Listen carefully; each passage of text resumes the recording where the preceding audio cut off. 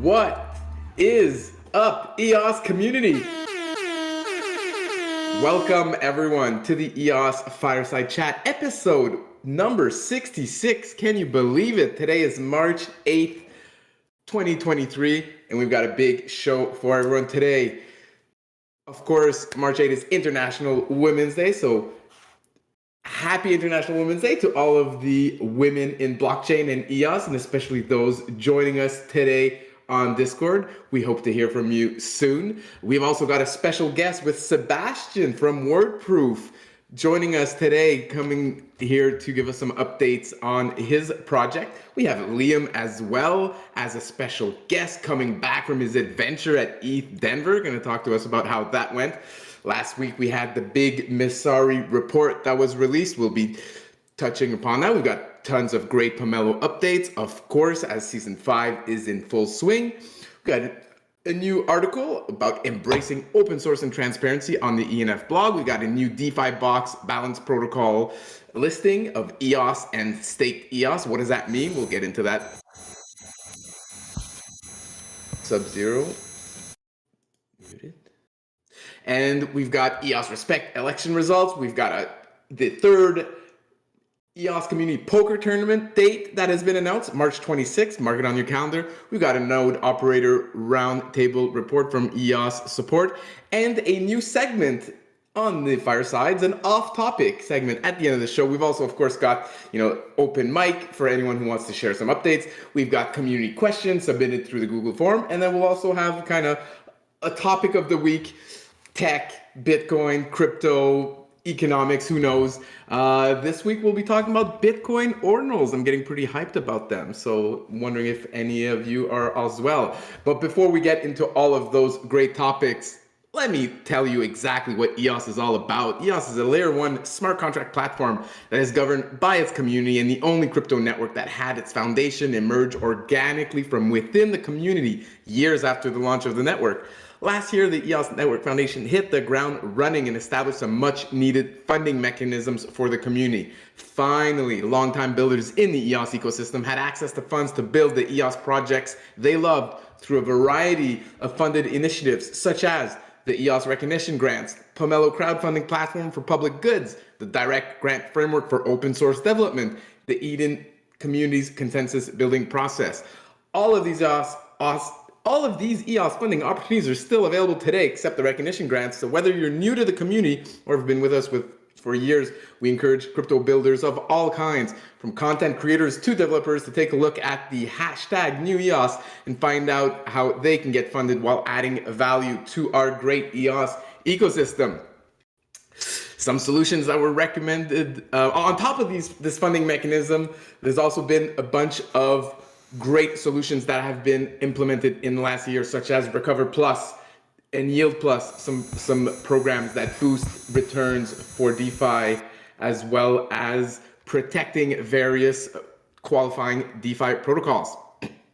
Of course, another big accomplishment last night was the successful forking of the EOSIO code base to the now community-controlled Antelope code base. The Antelope Coalition, composed of EOS, Wax, UX, Telos, was also established and are now working together on protocol development and enabling new synergies such as instant finality and inter-blockchain communication between all Antelope chains. In case it wasn't crystal clear yet, EOS is in the midst of an epic narrative reversal, and the new EOS has the potential to become one of the most legendary crypto redemption arc stories of our generation. My name is Stephane. I'm one of the co-founders of EOS Nation. I really enjoy doing these intros, and I'm honored to be your host for today. So thanks for joining everyone on Discord. Thanks for tuning in on YouTube, Facebook, Twitter, wherever it is. If you're live or watching the replay, we appreciate you tuning in. We appreciate you being part of the EOS community, and we encourage you to join us live on Discord for these shows. You can jump in at any time, share your thoughts, share your comments, share your questions. We love to hear it. We've got a bunch of great guests lined up for you today, but even if you're not jumping on the mic, you can still spam those emojis, share those memes in the voice chat, and help Dave make this show as visually interesting as possible for our friends on YouTube and Twitter and Facebook and all of that. All right, so let's get into it. International Women's Day. Happy International Women's Day to everyone here. Let's see, who do we have in the chat? I'm probably gonna miss some people, but here quickly we've got Catherine in the chat. We've got Jana, Julie. Who else here? I'm gonna miss some for sure. We got Patty. We've got Shramana. We've got Veronica. Hope all of our EOS women had a good day today.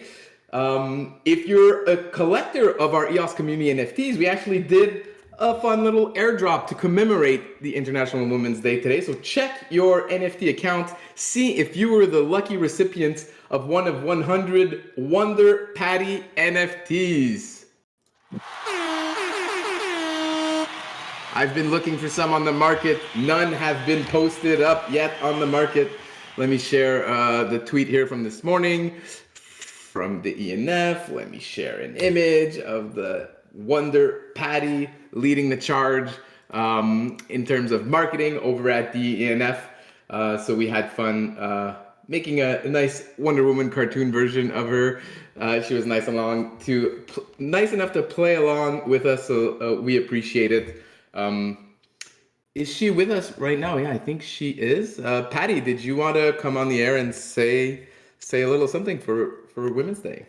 Yes, thank you. Can you hear me? Yes, Patty. Welcome to the Fireside. Thank you for having me, and happy International Women's Day. And so thank you for the Wonder Patty. I got a good laugh, and I hope everyone got a good laugh seeing myself in a cape like that. But thank you for that. And so, yes, I think for today, I mean, for me, this year, Women's International Day, the theme is women supporting women. And so I think for me, reflecting on all the women that supported me throughout my life and molded me. So as a first generation American from parents that are rooted from Central America, it just a moment to reflect on my journey and how I started my career and my path and how I got to this wonderful place, the enough, and the work that we're doing here.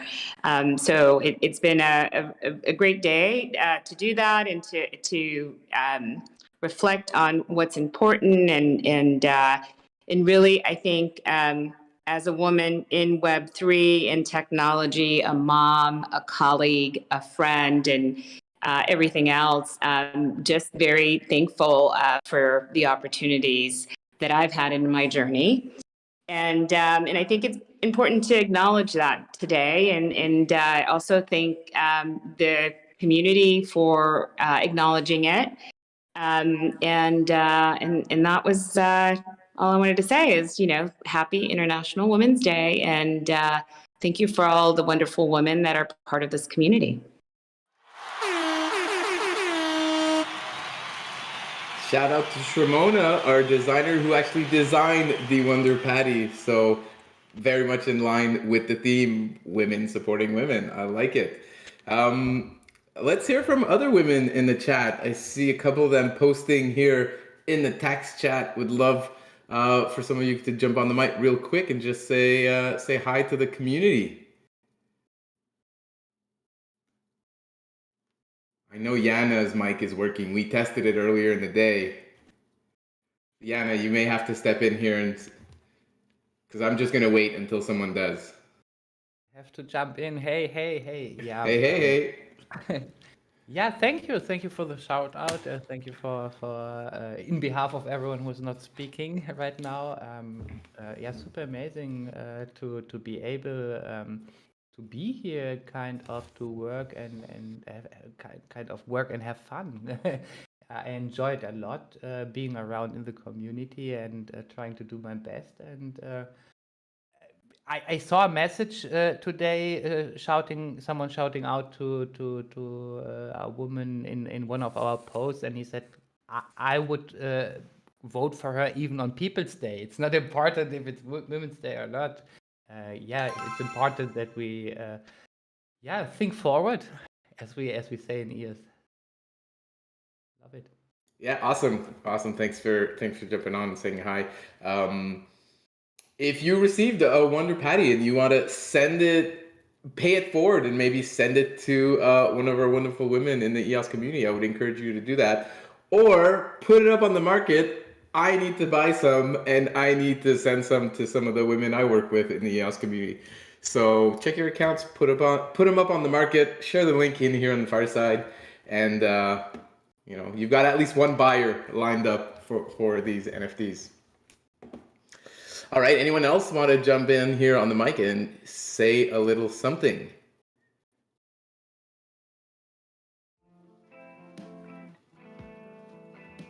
Maybe Brandon wants to say a little something? Hi, Steph. Hey, is that Shramana? Yes. Thanks for the shout out, and hope everyone likes the Patty NFTs. Yes, absolutely. Thanks for jumping on, saying hi. And yeah, thanks for all the great designs you've done so far with this series of EOS Hotshots, where we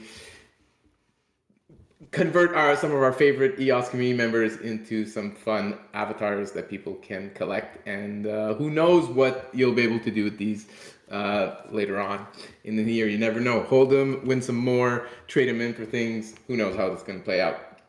But we have fun with the collection. And yeah, thanks for joining the Firesides as a regularly, Shramona. I see you in here often, so that's great.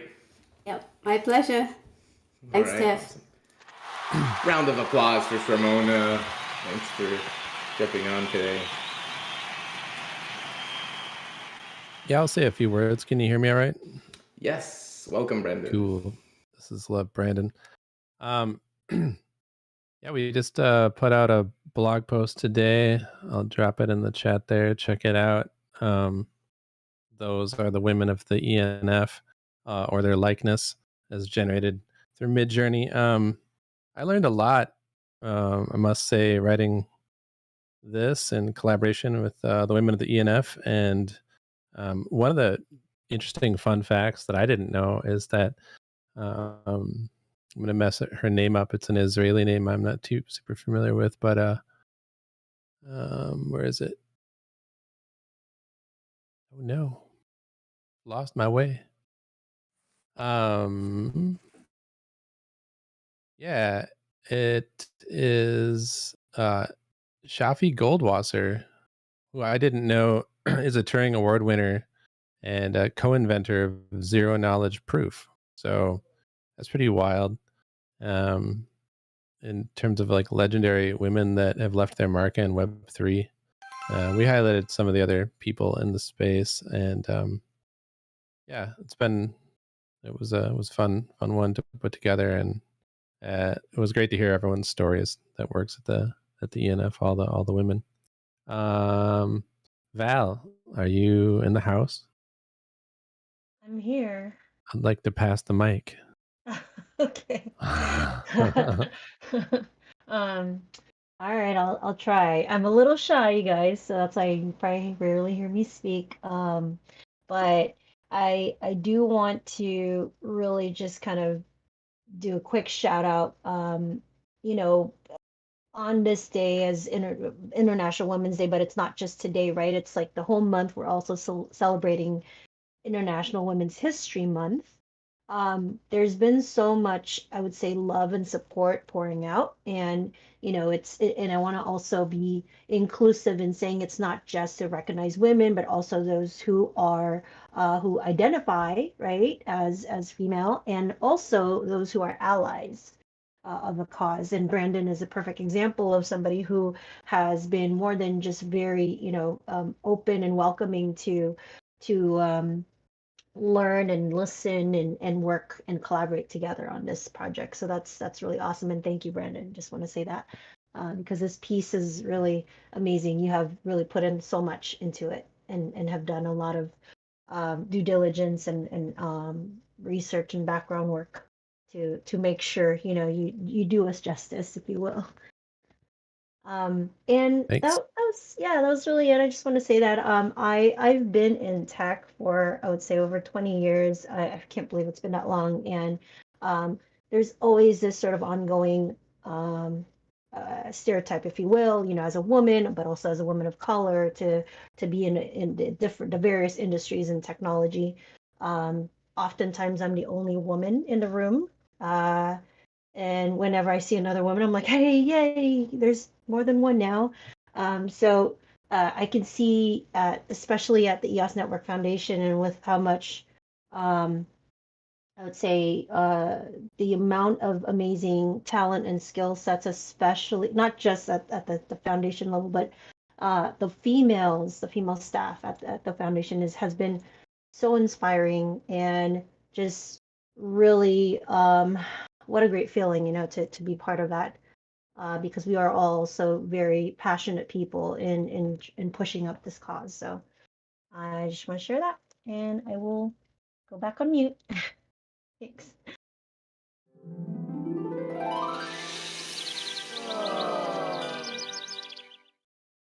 Wow. That's a good one. Took me a while to find that.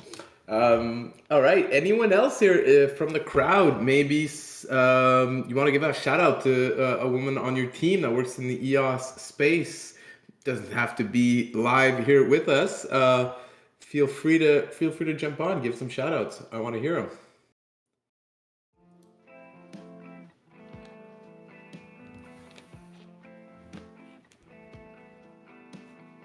All right, I see Sebastiaan doing some shout outs in the chat. Grab your mics, Sebastiaan. Shout out live with us. Already, hey, here we go. Yeah, our CEO is a woman, and she's called Marloes Pomp, and she's an incredible woman. So a crazy big shout out to her.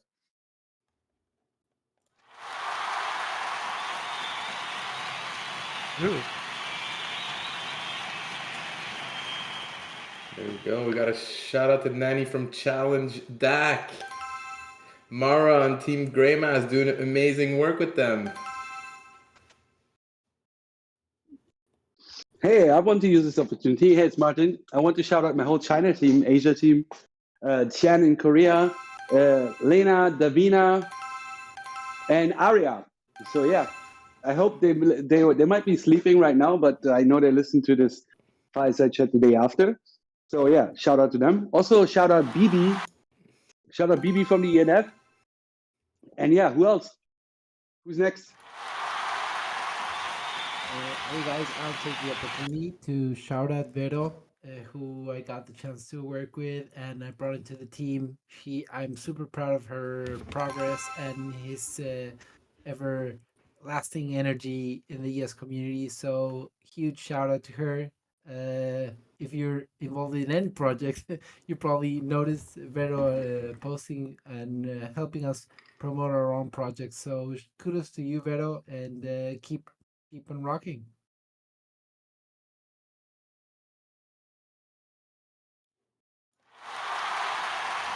Absolutely, Veronica, one of the top tier EOS community members, been here a long time as well. Shout out to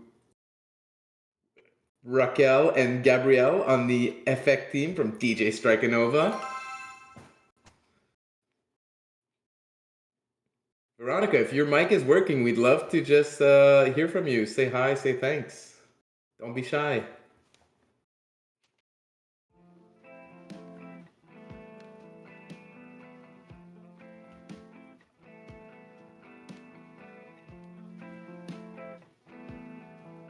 Vero tends to shy away from conversation in English because although she has excellent written English, she prefers speaking Spanish. So, ¿por qué no dices en español, Vero? También se puede. Todos. ¿Me escuchan? Hello. Hi, hey. Sí. Bueno, Mr. Hernán, si me puede traducir, sería genial, por favor. Yes, I'll translate. Bueno, primero que nada, a todos, muchas gracias por sus felicitaciones el día de hoy. Estoy en la calle. Disculpe si se escucha raro. Thanks everyone for your congratulations. I'm on the street. Quiero de verdad agradecer todas las cosas que me han enseñado aquí adentro de la comunidad EOS. He aprendido a ser mucho mejor, tanto como persona o como mujer. I want to thank you, everyone, for everything I've learned here in the EOS community. I've become much better learned a lot and become much better as a woman. Y he aprendido en realidad que todos los días podemos ser más grandes y mucho mejor personas, especialmente todas las personas que han confiado en mí para llegar a donde estoy. And I've learned that we can always work towards becoming better and bigger and achieving more together. And that's what has got me to where I am now. Así que bueno, mi invitación el día de hoy, que del Día de la Mujer no es solamente hoy, sino todos los días, y que siempre podemos ser más empoderadas que nunca. Así que gracias a todos, feliz día a las mujeres, y bueno, disfrutemos de nuestro Fireside Chat. So let's make every day of the year a Women's Day, not only today, and know that all women together can achieve great things. So yeah, let's keep enjoying our fireside chat. Thanks, Vero. we love hearing you.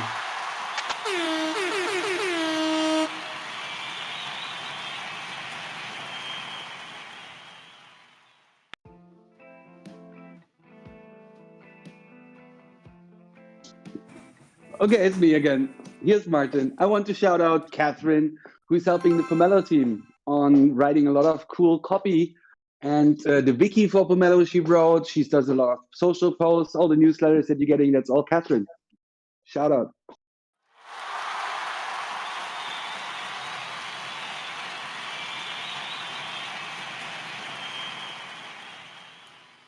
Willow, come on air. Do your shout out on air. I know your mic works. I've heard you before.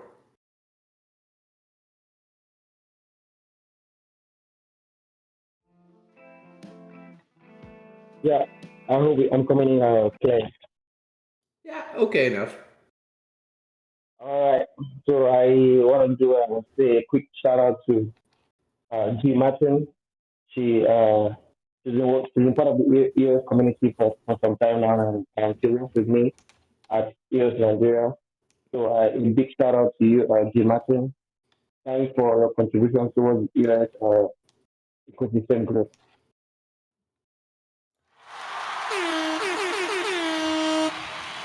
All right, that was wonderful. Thanks everyone for jumping on the mic, shouting out all the wonderful women that work with us in the EOS community. Shout out to the Joshua, giving a shout out to the moms and grandmas of everyone working on Web3 and the Antelope ecosystem.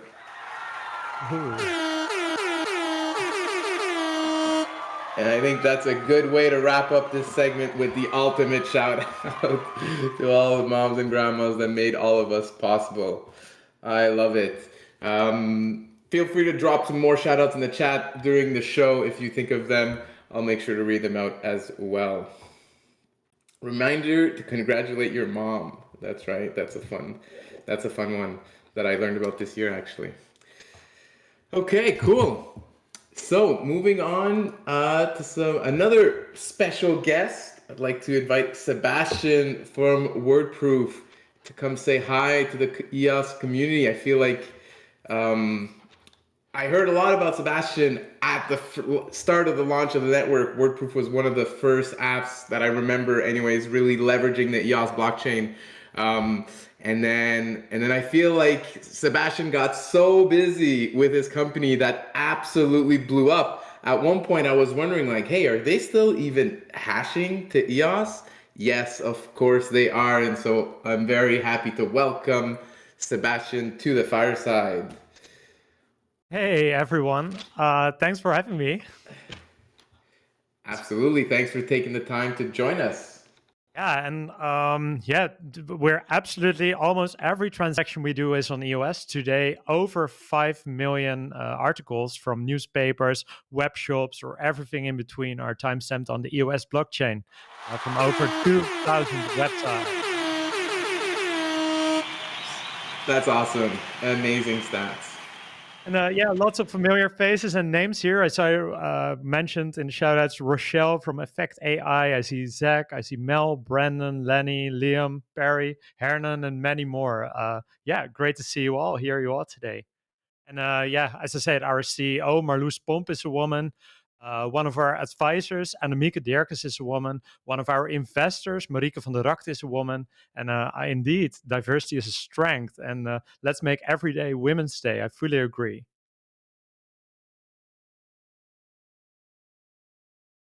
All right, great. So tell us a bit about what you've been doing recently, Sebastiaan.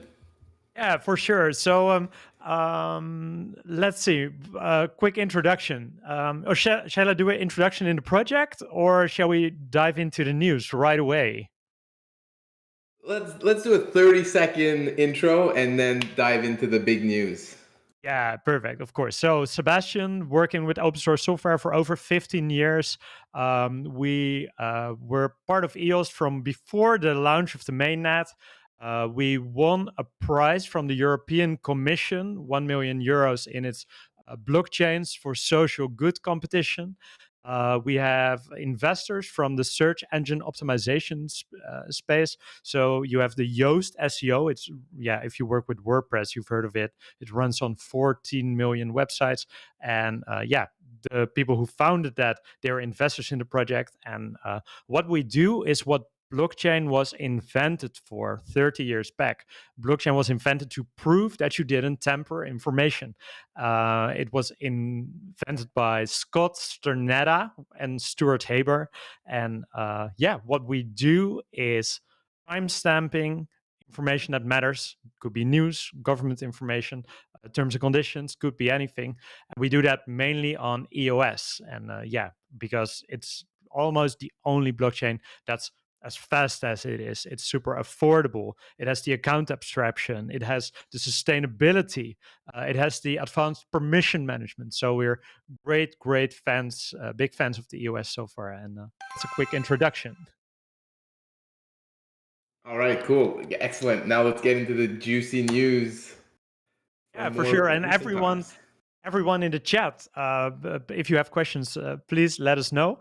What we have been working on, we are part of the WordPress ecosystem. That's how we launched with a WordPress plugin 4 years back. And what the news last year is that we were integrated in the Yoast SEO plugin. So in less than 30 seconds, you were able to start timestamping from your WordPress dashboard without installing any other plugin than the Yoast plugin, which runs on a few percentage of all websites on the internet. And soon we will roll out to other platforms. So the WordPress plugin is there. We've been working on a Shopify plugin. And the only thing we're still discussing with Shopify is the listing, but it's finished. We have a Wix plugin that's finished as well. We're discussing listing with them, but and we're working on a Squarespace plugin, and we're already available on the Drupal plugin. If those integrations are live, we will be it's possible to start timestamping on EOS from about 80% of all the websites on the internet with a content management system. Is that impressive or not? That is incredibly impressive. Absolutely, you're a legend, in my opinion, for having pulled this off. Is only possible because the features that EOS has. It is the half-second block time, the block time that makes, for news, every second counts. So you need a platform like EOS to be able to protect information real time. So yeah, we're very grateful to every effort in the Antelope and EOS community and ecosystem, because yeah, it's such an ever developing ecosystem. We're able to do the work that we do, and actually to prove the use case of blockchain, to prove what blockchain was invented for. Only in this recent years, yeah, we are leveraging the potential of this technology, involving search engines, involving governments. So yeah, we're very grateful to everyone involved.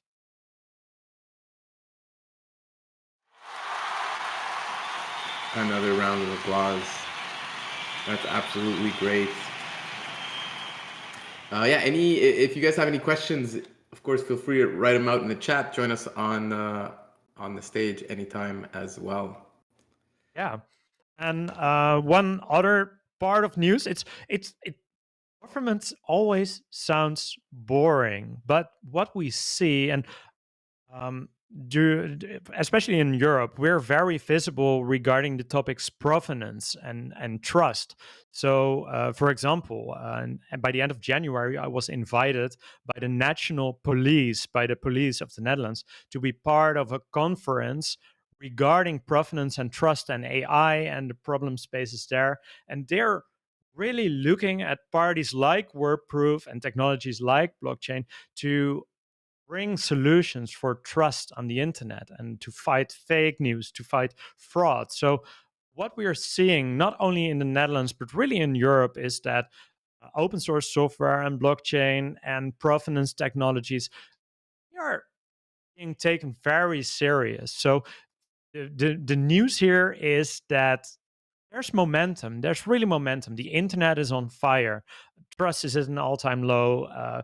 There's a lot of people who are very afraid of the effects of AI and whatever.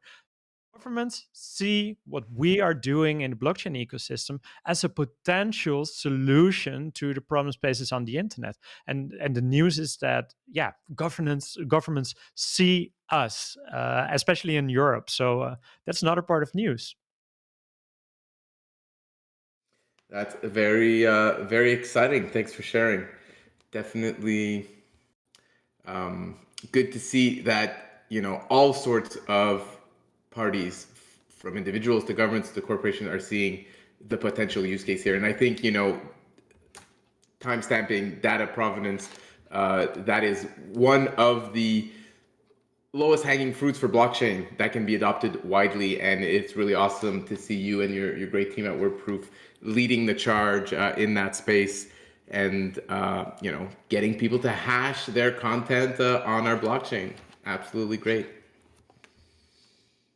Yeah, and another thing that's playing, I'm not sure if everyone knows, I run a podcast, and it's called the Trusted Web Podcast. And the last two guests I had were the inventor of blockchain, one of the two inventors of blockchain, Scott Sternetta, and he was a guest. And he was really, because, yeah, without telling everything that's in there, and he's following our work. I see all the links there. Yeah, that's the link of the podcast. Thanks for sharing. Blockchain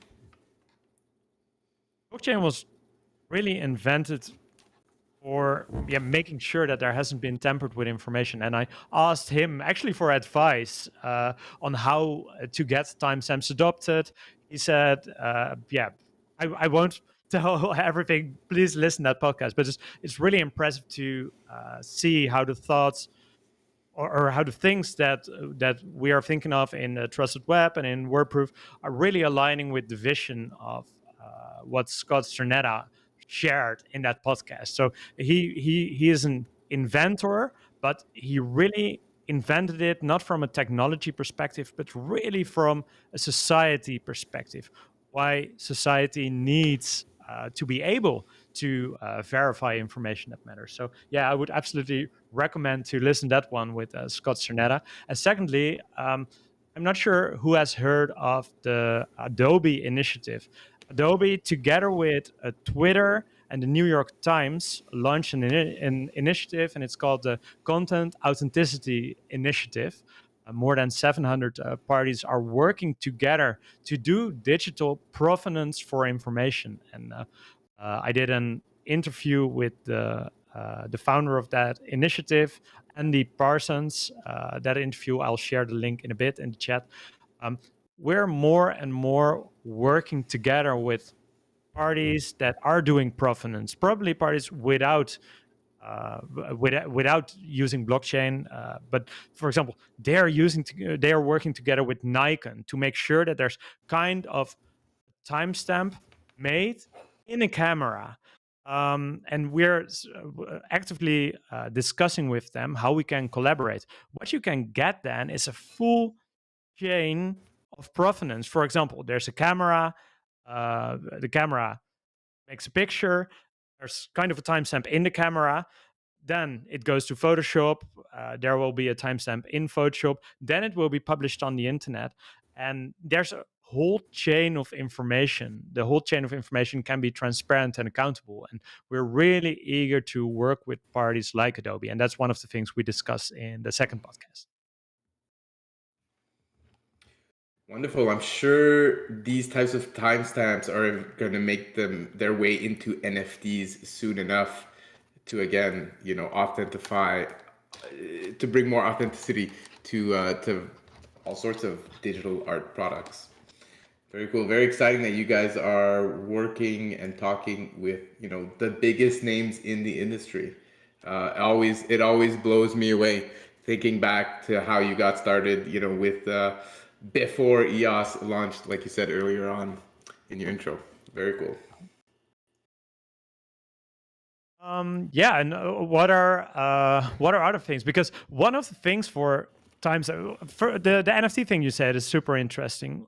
What we do hashing, but I really see NFTs as the future of timestamps, because in an NFT you can truly, every piece of content that matters, whether it's terms and conditions or a product page or whatever, should be an NFT, because that NFT can truly represent the history of the information, but also the accountability, who was the sender of information. And one of the things we're working on as prototypes, but it's one of our efforts and big part of the story to investors, is that you can do the multi-sig, or truly represent how content came to life. So for example, there's a CEO of a company and she writes an opinion piece. Then the legal department can sign it off, say, okay, legal is fine with it. Communication department can say, hey, it's fine. And only if those three people did their autograph or give their permission, and it can be published on the internet. So through NFTs and multi-signature timestamps, you can truly represent the corporate governance, but then on a hard way. So it's or in the sound way. So it's really it's so impressive, the things that NFTs enable, especially in the work that we do at WordProof. And one of the things, I'm not sure if there are people here who are familiar with search engine optimization and that space. It's a large space, a lot of people working in there. If a piece of content is an NFT, what you can do is tell the search engine a lot about the accountability, about revisions that were there. But also, if you do a redirect, or if you sell a piece of content, or if you sell a website, through NFTs, you can truly reflect the ownership of content. And content really becomes real estate if there's an NFT infrastructure under there. So there's a exciting future of NFTs on the work we do with WordProof as well. Very exciting indeed, and you're very well spoken on the topic. It's like it's not the first time you've been talking about these things, Sebastiaan. It's my hobby. It's my hobby. My work. Awesome. All right. Before we let Sebastiaan go, anyone want to shoot him some questions or share some thoughts or feedback from the crowd? I see Zack here left a few comments. I don't know if we want to get into that or not, Zack. Up to you. But seems interesting to me. I mean, I wasn't going to bring it up on the voice chat. I don't know if it's worth getting into. I appreciate the project. It doesn't really change the fact of the project, but I will say that, like, I almost wish that wasn't like brought up at the beginning, because I feel like I missed most of the presentation. I mean, I can explain my point if you want, but it doesn't affect the project. I feel like now everyone's going to be very curious. Yeah, feel free to bring it up. Sure. I mean, I just I thought it was strange. This is the first time I've ever heard anyone claim that Stuart Haber and Scott Stornetta invented blockchain. And I wrote a bunch of papers on it in university, including one paper that was 25 pages, single space. So I've done quite a bit of research on the history of blockchain and the people that have contributed innovations to get to where we were when, Bitcoin was created, which was a convergence of existing technologies. Satoshi didn't really do anything, invent anything new. It was a combination of existing technologies. And I'm sure these guys are in my research. I'd have to go look. To be honest, I'm rusty, been out of school for a while. But that was like a foundational, I don't know, it scared me for a minute when I heard that.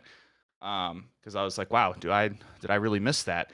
And like looking into their technology, it seems like they came up with the concept of blocks, like taking every document they got in a week and then making a hash of those documents and then a hash of the hashes.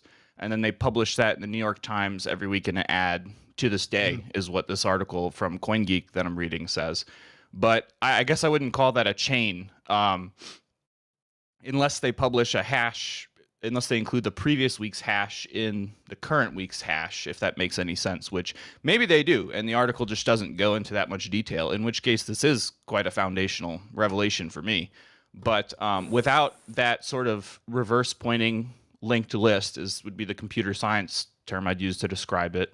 I wouldn't call it a chain. So, I mean, not to be a pedant, but you just like caught me off guard. It'd be like if I woke up one day and someone told me like 1 + 1 = 4, and then they were right.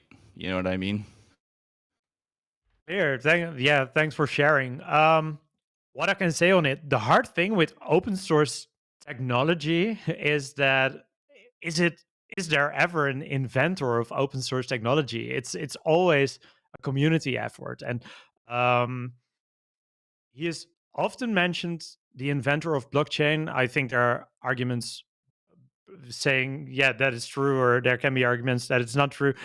He's a humble man. I would absolutely recommend everyone to listen to that podcast.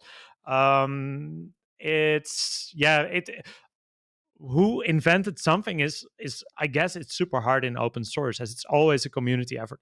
What I can say is in the Bitcoin white paper, there are, 9 references in the end. At the bottom of it, I guess 3 of them are white papers or journals from Scott Shramana and Stuart Haber. So they are at the root of the movement, as many others are, if that makes sense. 100% agree. 100% agree. Yeah, a lot of people got really close. It's pretty interesting. Like David Chaum got really close. Wei Dai got really close. Like a lot of people got really close to, I guess, what I would consider a blockchain. I would still say that unless they included like the previous week's hash in the next week's batch, I would say that I still think that Bitcoin is the first one. I mean, I guess it's okay if not everybody agrees with me, but I don't know. That got me when you said that. And I'm like, wait, what? I'm looking forward to the podcast. It's an interesting discussion, and it's an interesting discussion. And do you agree in the point that it's hard with open source to say who an inventor of something is? I agree. I agree with that point, but I would also put my vote that Bitcoin was the first blockchain. But what do I know? But anyways, I love this discussion. We don't need to go too deep into it. Oh, for sure.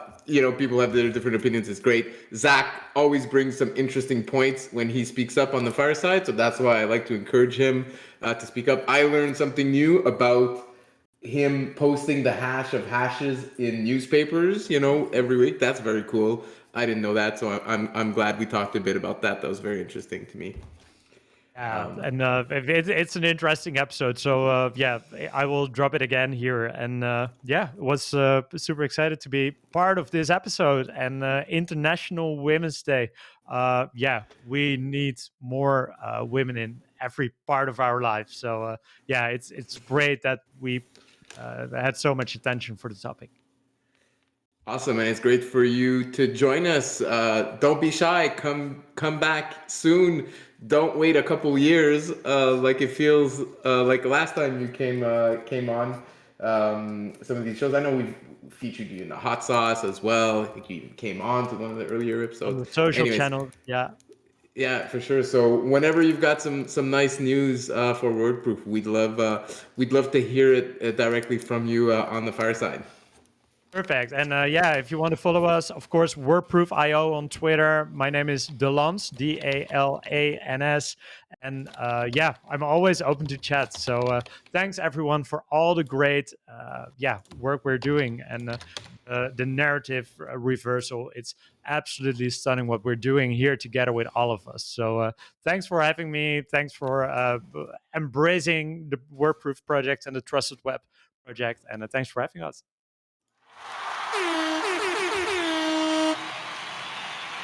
All right, thanks a lot, Sebastiaan, and good luck with everything. True legend indeed. All right, moving on to our next topic, ETH Denver report with Lliam. Lliam, are you ready to join me on stage here? Yeah, I sure am. All How's right. it going? It's going good. How was the trip? How was the travel? Did they lose your bags? Did you make new friends? What happened? They did not lose my bags, which was quite a surprise because I was flying Air Canada, and I've pretty exclusively had only bad experiences with Air Canada. But no, it was actually a surprisingly smooth travel there and back. So yeah, that part was great. Conference was even better. It was a really fun event. It was, I was saying that one of the words that I used to kind of describe it is very camp. Had a very strong sort of community energy.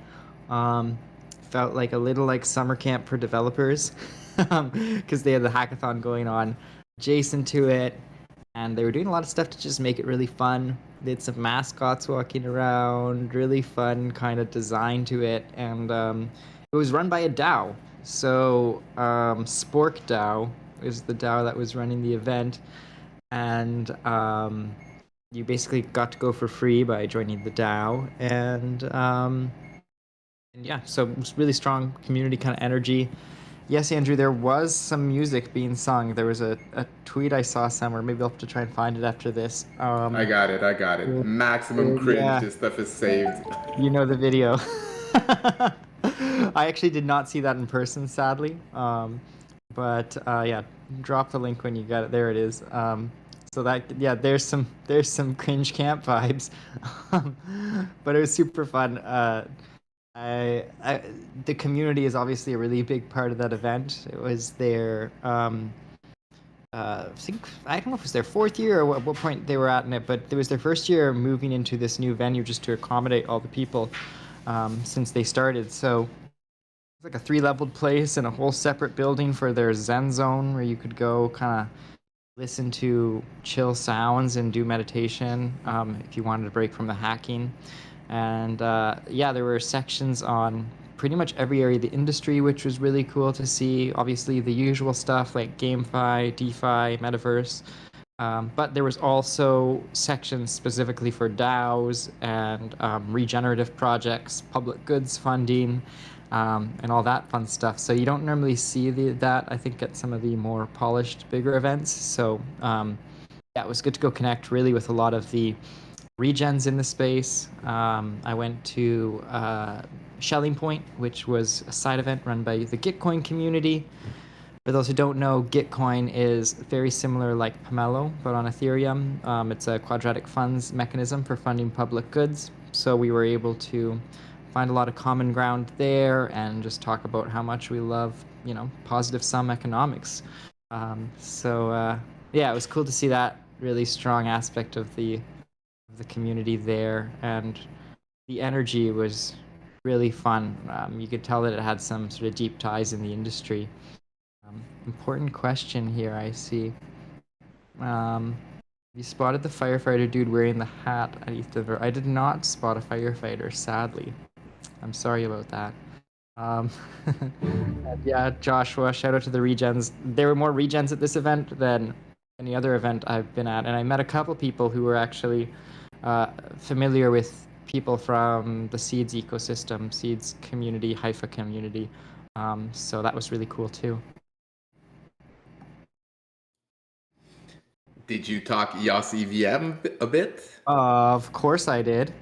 Yeah, it was really that I spent barely went to any talks because most of my time was walking around, shaking hands, and meeting different in different projects and telling As you them about should. EVM. Of As you course. should. Only plebs actually attend the talks at conferences. All the talks are recorded anyway, so you can go watch them afterwards. Spent a lot of time in the GameFi section and met some cool GameFi projects that were excited to hear about the speed and scalability of our ecosystem and the fact that we're launching an EVM, because of course a lot of games are EVM based currently, and there was a lot of projects that I talked to that were kind of just like, yeah, if you have an EVM and it does the MetaMask thing, like we'd probably come launch. So obviously no promises from that. We kind of just have to see what comes of these relationships as we get to know people and help people, let them know that EOS is alive and well. But it seemed very promising. People were excited to hear about us. A lot of people had either not heard of us or were pleasantly surprised to hear that we were still around and kicking, and to hear about the comeback of the community really, bootstrapping things and running the ecosystem. So yeah, it was really positive on that note.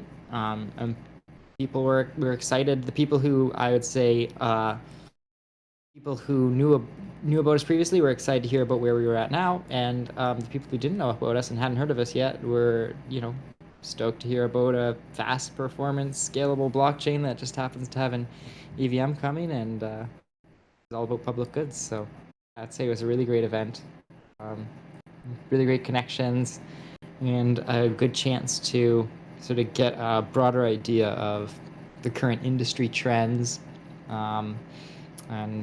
Yeah, we got a full recap video coming out probably over the weekend, so you guys will get to see firsthand kind of what the floor was like, and sort of some of the talks, and my little vlogger interludes. Excellent. All right. Thanks for that wonderful recap. Sounds like you had a good time. And yeah, looking forward to hearing more conference news from the ENF people over the next couple of weeks. Yeah, I was going to say on that note, we've got quite a few conferences coming up that we're going to be at. And we did actually put out a tweet last week with a list of them. I'm going to pull it up so I make sure I'm announcing all the ones that have been announced. We've got ETH Denver, we just did, and then we've got Paris Blockchain Week coming up, the 20th to 24th. We've got the Game Developers Conference in San Francisco, 20th to 24th.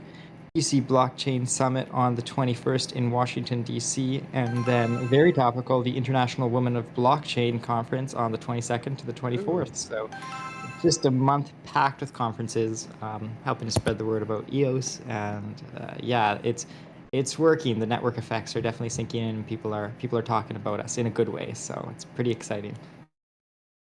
That there's one other conference too, but it doesn't have an English name that BB will be attending. I believe it's tomorrow or the next day. It's a 2-day event, I believe. I just don't have the name. I'll share a link in the text chat if anyone's in Shenzhen.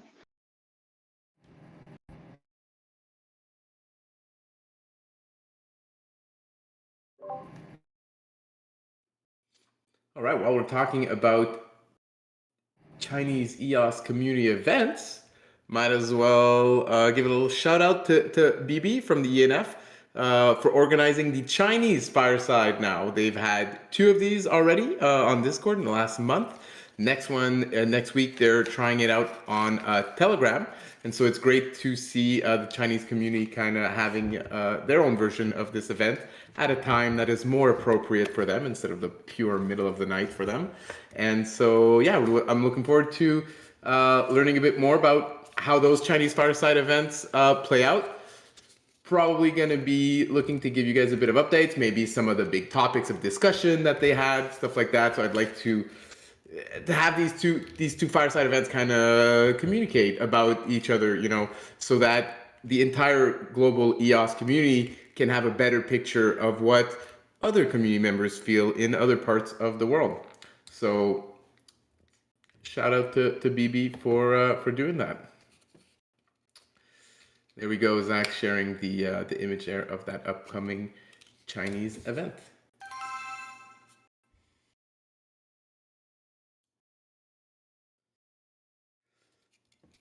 All right, and friendly reminder, the POP token promotion is available right now for those of you currently with us on Discord in this EOS Fireside chat. You can head over to the POP bot channel in Discord, type /register your EOS account name, and we'll be dropping you a POP token at the end of the show. At the end of the month, you can trade in 4 of these POP tokens for raffle tickets. You can win prizes, you can win EOS, you can win NFTs. Sometimes we even airdrop bonus EOS hotshots to people holding our raffle tickets. We may or may not do that in the future. Who knows exactly? We try to keep it spicy and unexpected. But the more you interact with these promotions, you know, the more you have chances of collecting fun EOS memorabilia NFTs. There we go. We got Lovejoy sharing our second EOS hotshot, the Baby Bunny, in honor of the year of the bunny for the Lunar New Year in China for this year. When February raffle ticket? Great question, Tony. Soon. Hashtag soon. It'll definitely be mintable by this time next week. And so it doesn't matter the order in which you mint it. So as long as you've got it minted in your account before the first Fireside of the new month, that's when the draws happen. All right, Lovejoy sharing a market link. What are you sharing? Oh, for Baby Bunny. Yeah, there's a couple Baby Bunnies up for grabs out there. Mint number 1, 15 EOS. Oh, that is tempting. That is very tempting. That's a nicely priced number 1 mint. PPBDYO dot for the win. Very tempting. 15 EOS for number 1 mint. Do we have any Wonder Patties up on the market yet? I still need to buy some. I don't think so. I don't think so. Still none available. Probably gonna take a few days for people to realize they have this beauty. Put them up. I'm sure there's gonna be some buyers. All right. What else are we talking about today? Oh yes, the Messari Report. Big report drop last week. For those of you who don't know, Messari is one of the leaders in these types of reports for the entire crypto space. You know, when we're out there in the crypto streets on social media, telling people how much we think EOS is awesome for all of these reasons, it's clear that we're EOS fanboys. And personally, whenever I see a fanboy of a particular cryptocurrency telling me how their currency is the greatest, you know, you're kind of skeptical. You're like, yeah, you're a fanboy. Yeah, you're pumping your own bags, right? But Messari, they're not pumping their own bags. They're just going in, looking at the data and extracting it and making sense of it in a neutral way. So this is, you know, legit research. I used to actually have a paid subscription to Messari back in 2017 when I was coming up in the crypto streets and when I was wanting to learn about everything I could blockchain. I was reading their paid reports and they're really good. This one is a free report, so you don't need a paid account to read it, which is great because that means this report will be available to a lot of people. So definitely this is a great source of information to share with people. Like, oh, what do you mean there's a narrative reversal? Oh yeah, what you claim EOS is on an upswing these days in terms of these metrics, but where's the proof? The proof is in this report. So if you scroll down to about halfway through, it talks about network activity. You know, it says that since 2021, daily transactions have fallen. Of course, it's been a bear market. I don't think that's unique to EOS, but some nice numbers is that since October 2022, so about 6 months ago or so, you know, daily transactions have increased 218%, which is nice to see. Although the amount of active addresses has decreased 25%, leading, you know, them to indicate that this is indicates a rise in power users or potentially GameFi users, which I think would explain these numbers where you've got, you know, some users making a lot of transactions because they're getting on there on Upland, on Prospectors, on whatever game they play, getting on there all day, every day, putting in those, you know, power user transactions.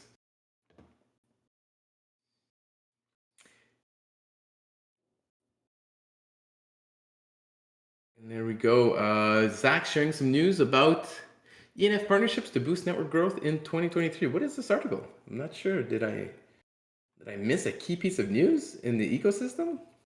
Oh, it kind of recaps a lot of the big partnerships that happened. Binance, USDT, Binance Learn and Earn. Yeah, good stuff. Binance, EOS, AMA. It was a nice summary.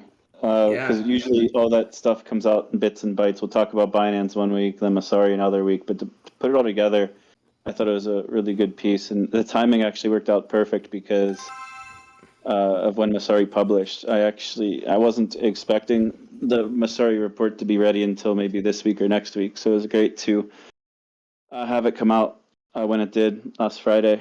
I think Lliam even mentioned that when he was in Denver, that some of the people, like when he brought up EOS, they're like, "Oh, I just saw the Messari report about it today."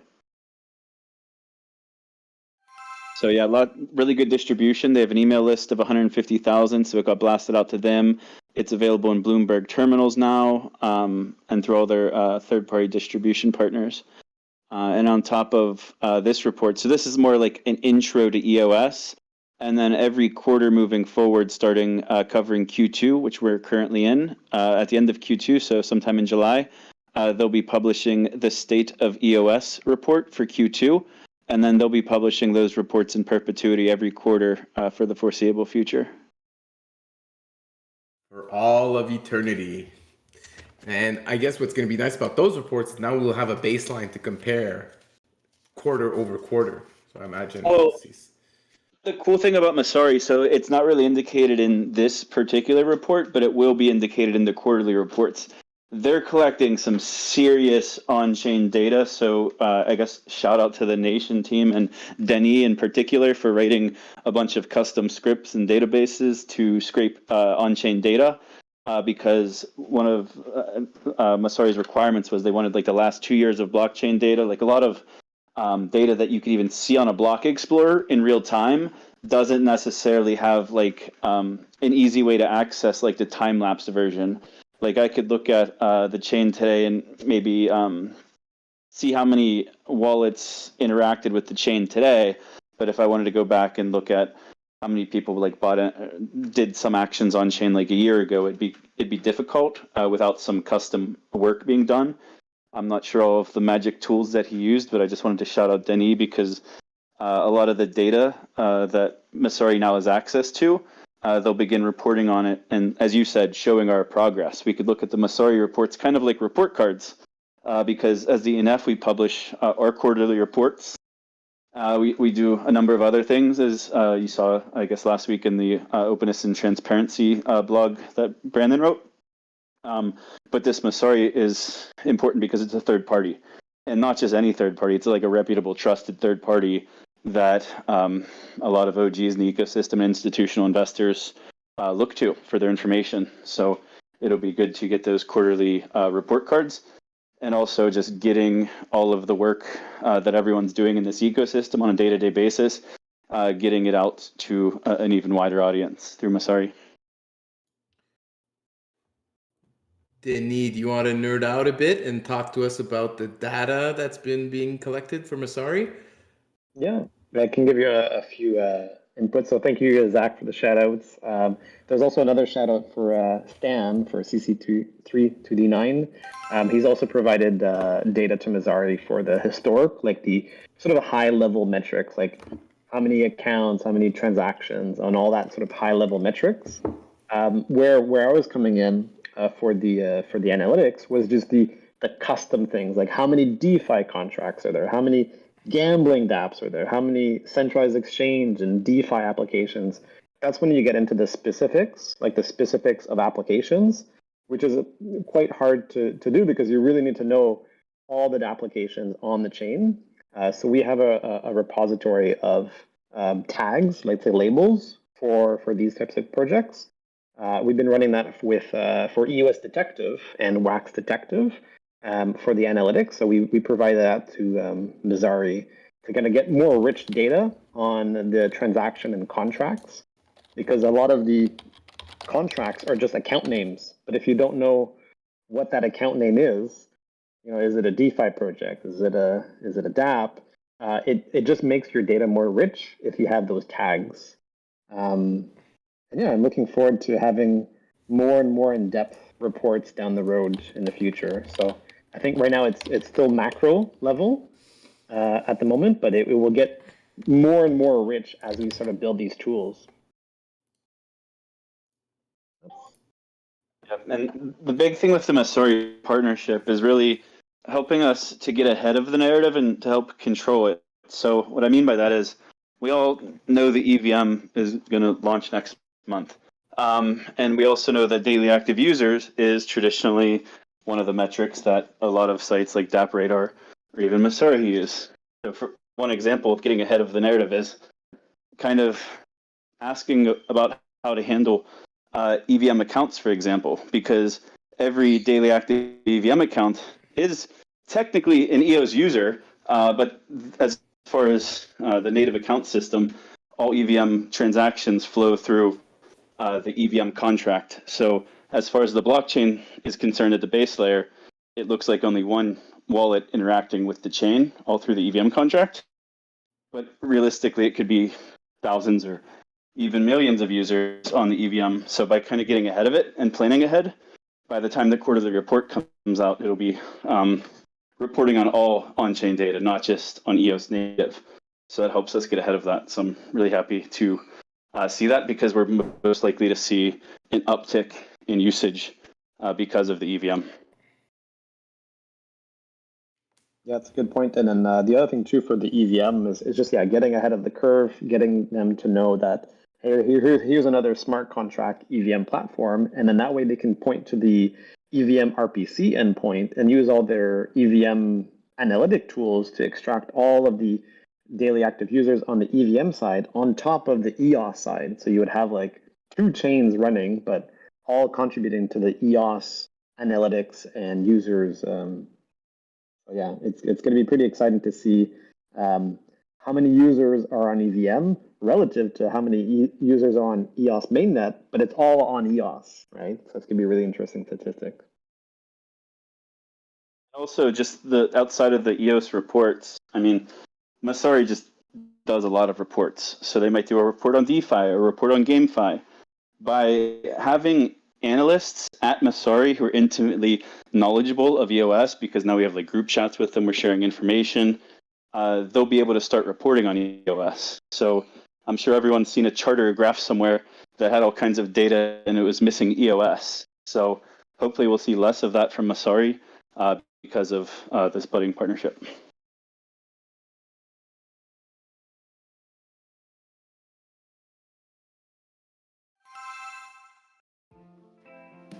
I have a question on that.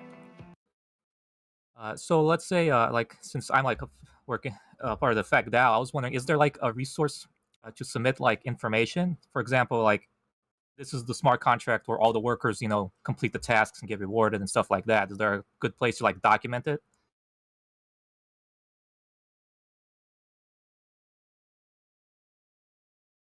Wait, document what exactly? Just trying to understand the question. So with Effect Network, basically workers like complete tasks and they get paid like an EFX amount, and it's all like done in the smart contract. And so you were mentioning that with Messari, they want to track basically activity done on EOS. So I was wondering if there's like a good place for basically dApps themselves to report like what's happening and like what smart contracts are used and stuff like that. Yeah, well, it's done really sort of at a high macro level. So there's no like submission of I am this dApp, I'm doing this. So what they look at is they're just looking at contracts. They're looking at the on-chain analytics, like the actual transactions, how much authorizers, and they could predict, by just looking at the on-chain activity, they can know which contracts are being used, because when you're reading the blocks and you're analyzing each transaction, you just do a counter, right? You say, how many transactions are interacting with this contract, or how many transactions are interacting with that contract. And then you can filter out the top contracts that have the most activity, and then they dive a little bit deeper into those. Of course, if you're, let's say, a a top 100 DApp, you might not have the same spotlight as other applications, like let's say like Upland or some of these GameFi applications that have a majority of users and interaction. But they're really looking at the macro statistics and not so much at the one single DApp statistic. So it'd be more looking at an entire industry of all of DeFi or all of GameFi or all of whatever category. So I don't think that there's any need right now at the moment to kind of submit a DApp specific, but just keep pushing on EOS, and Messari will pick it up if you get really popular. Gotcha. Yeah. So it's more macro than say like something like Yeah. DApp Radar and stuff like that. Yeah, I mean they do pull from DApp Radar. So if you have a DApp, that would be probably the best place for a user application or a DApp application, is to submit your application on DApp Radar, make sure the metrics are showing up, because those metrics are the same metrics that Messari will be pulling from. Gotcha. Yeah, that's a good point. I personally use DApp Radar if I'm trying to find the the account names essentially for the smart contracts all involved in a single DApp, because a lot of times a DApp will use multiple accounts, and DApp Radar typically, as long as it's a user submitted project and not just a project that somehow DApp Radar picked up on, then you could access, or you could see all the account names under the project in DApp Radar. I've used that numerous times. I think they've actually just removed that, because I think they're trying to be proprietary and not give all their data away. So they've actually removed that feature, because I was also looking for contract names on DApp Radar recently, and I believe they removed that feature from a user, so you can't see which contracts are being scraped. So sad day. I guess Maybe you're you right. need to be a premium user. I don't know. I don't have a paid account with DApp Radar. But yeah, appropriate sound effect. Yeah, private mode. Because I used to scrape DApp Radar and now I can't. Maybe I have to give them money. But you can't. It might cost you like what, $10 a month? Exactly. They needed to make some money, which makes sense. But yeah, DApp Radar is a good place for dApps to they have daily active users, they have trading volume, they have transactions, they have balances, they have a lot of metrics from each application. So that's definitely a go-to place if you want to put have your analytics kind of be shown to everybody. And if your analytics on DApp Radar show really low, well, that will tell you what the chain is telling everybody else, right? So if your daily active users are low and they should be higher, well, maybe you're doing something that's not, you're aggregating your users or whatnot. But this will be pulled from on-chain analytics.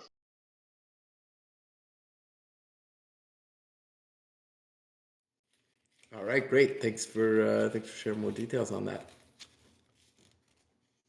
Okay, moving on to some Pomelo Season 5 updates. So Pomelo Season 5 in full swing right now. Donations are open at pomelo.io. And I'm going to invite Daniel, Pomelo CEO, to talk to us a bit about how it's going this week for Pomelo. Hey, yeah, we're right in the thick of Pomelo Season 5. 1 week into donations being open. 1 week left to submit your application. If you're planning to still submit an application, it's not too late. Applications close on March 15th, and we've still got another couple weeks of donations. Donations close on March 23rd, and yeah, we're pretty stoked about the results so far. We just today approved the 100th application, so we've got 100 applications there, ready for you to send your donations to. That's right, appropriate horns there. Thank you, Steph.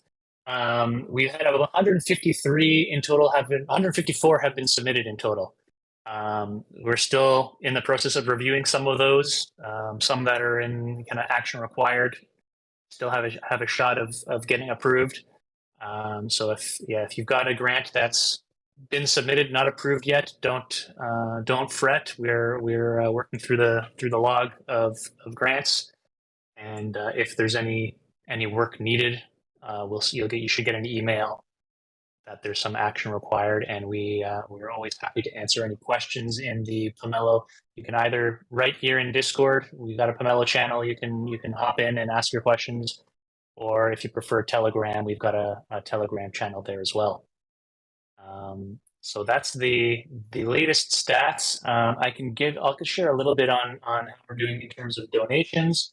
Again, we're just a week in. We typically see these increase significantly over time. A lot of people like to, watch the playing field for a while and place their chips a little strategically towards the end of the donation period. But we so far have 160 unique donors that have made a total of 1,116 donations, totaling almost 17,000 EOS, a little over $20,000. So we're going pretty strong. The matching pool this season's $170,000, and I still have yet to place my donations yet too. I'm going to be putting together my first collection this season. So something you can look forward to, and yeah, looking forward to just spreading some love on Pomelo myself, and hope the rest of you all join me.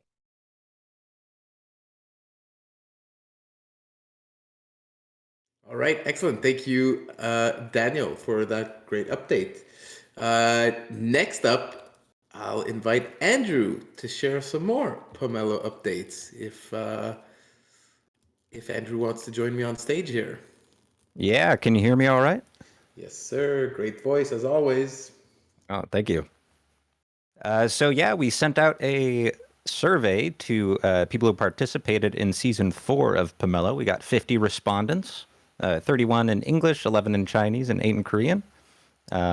So it's not a huge sample size, but it does give us a little bit of insight into sort of what people were satisfied with about the last season of Pomelo, what improvements they could see being made for the next season. If I looking at our categories of sort of satisfaction, if you will, there's it seemed like there are a lot of people who are looking for more functionality out of the NFTs. So we've been discussing that and talking about how we can sort of make NFTs or the Pomelo NFTs more useful. So looking through that, we've also we got a little bit of feedback on our collections feature. It seems like there are people utilizing it, and in particular, it seemed like people were found it useful in being able to sort of look through, or I guess vet different grants a little bit better. So lots of great data here, but at the same time, I'm sure there's additional insights that other people who maybe didn't get a chance to fill out the survey might have, which we are very open to. We're always trying to take recommendations and suggestions to try and improve the Pomelo platform. Let's see if there's anything else exciting to go over in this. Looks like a lot of people highlighted an easier claiming process for grant owners. And we've also been discussing that and trying to work through how to tune that up. But yeah, if anyone's got additional thoughts on things that could be improved for the next season of Pomelo, or things that they particularly liked about this past season, feel free to share. Either you could share here if you like, or you could DM myself or Daniel Keys. We are both very plugged into the Pomelo platform.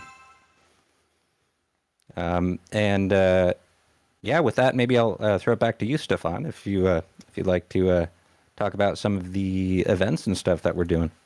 Absolutely. And one thing, sorry, I'll just add, all this information, by the way, it will be published in an article very soon. So we've got, shout out to Catherine, doing an awesome work, putting together that survey and running it for us and summarizing all that data for us, and now putting it into an article that we'll be publishing very soon.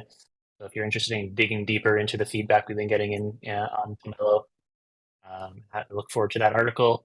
And another thing I think worth mentioning on that article in terms of what people are most excited to see in the future for Pomelo is, and something that you should expect to see this season, we had a lot of people asking for more incentives for participating in the reporting of grants.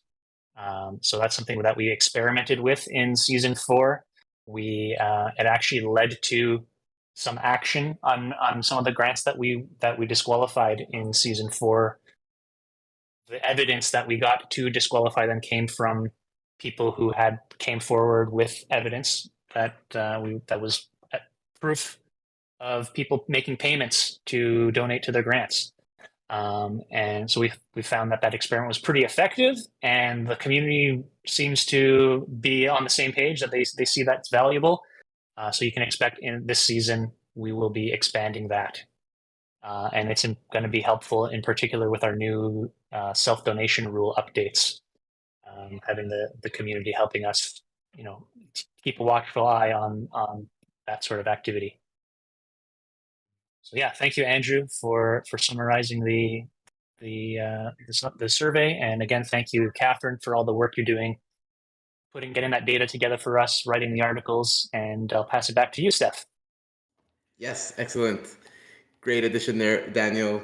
And as always, we like to drop some alpha for our Fireside listeners before the official articles come out. So hopefully you guys enjoyed that teaser, and like Daniel said, the official articles coming out soon. All right, I'm gonna pitch in here for Martin real quickly, promote the Pomelo pitch sessions that he's running this season.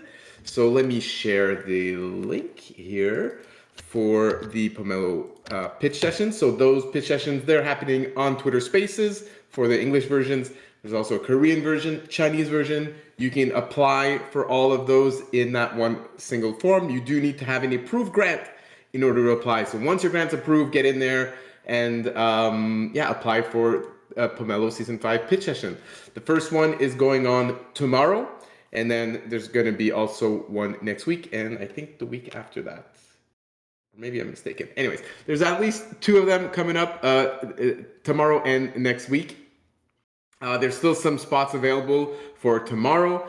As always, we kind of get more and more applications later on in the season. And then what happens is that the last show, we sometimes don't have room for everyone. So there's still room for tomorrow. Sign up. These rapid fire pitch sessions, you've got 5 minutes to explain your grant to the community. If you want to ask questions to the grants, we can do that. That's all happening on the Twitter Spaces platform. We're also adding what we're calling the speed dating pitch sessions to the Fireside this year. So next week at this time, we're gonna kick off the show with some Pomelo pitch sessions. Those are extremely fast, 30 seconds for your pitch. You don't need to sign up. You just need to have an approved grant. Show up on Discord next week for the Fireside, and we'll give a chance to everyone who's here to give a 30-second speech, and then I will cut you off with some sound effects if you try to hog more time than that. So definitely these pitch sessions are really important for the community. I know a lot of people like listening to them. The grant owners, I think it's great for them to prepare, really know their pitch, helps them explain their pitch in other scenarios as well. And personally, I like to reward grants that show up to these pitch sessions. And what we started doing last year is creating a collection for these pitch sessions. So if you look up on my account, Steph B on Pomelo, you'll see the season 4 grants that showed up to a pitch sessions. So those can be the pitch sessions in English, Chinese, Korean. If some of you out there, I know last year, other community members also hosted their own pitch sessions. Sometimes it's a last minute thing. Sometimes it's a bit more planned. Let us know which grants show up to those pitch sessions as well. We'll add them to our collection. So Martin's going to be the one doing the season 5 pitch session collection.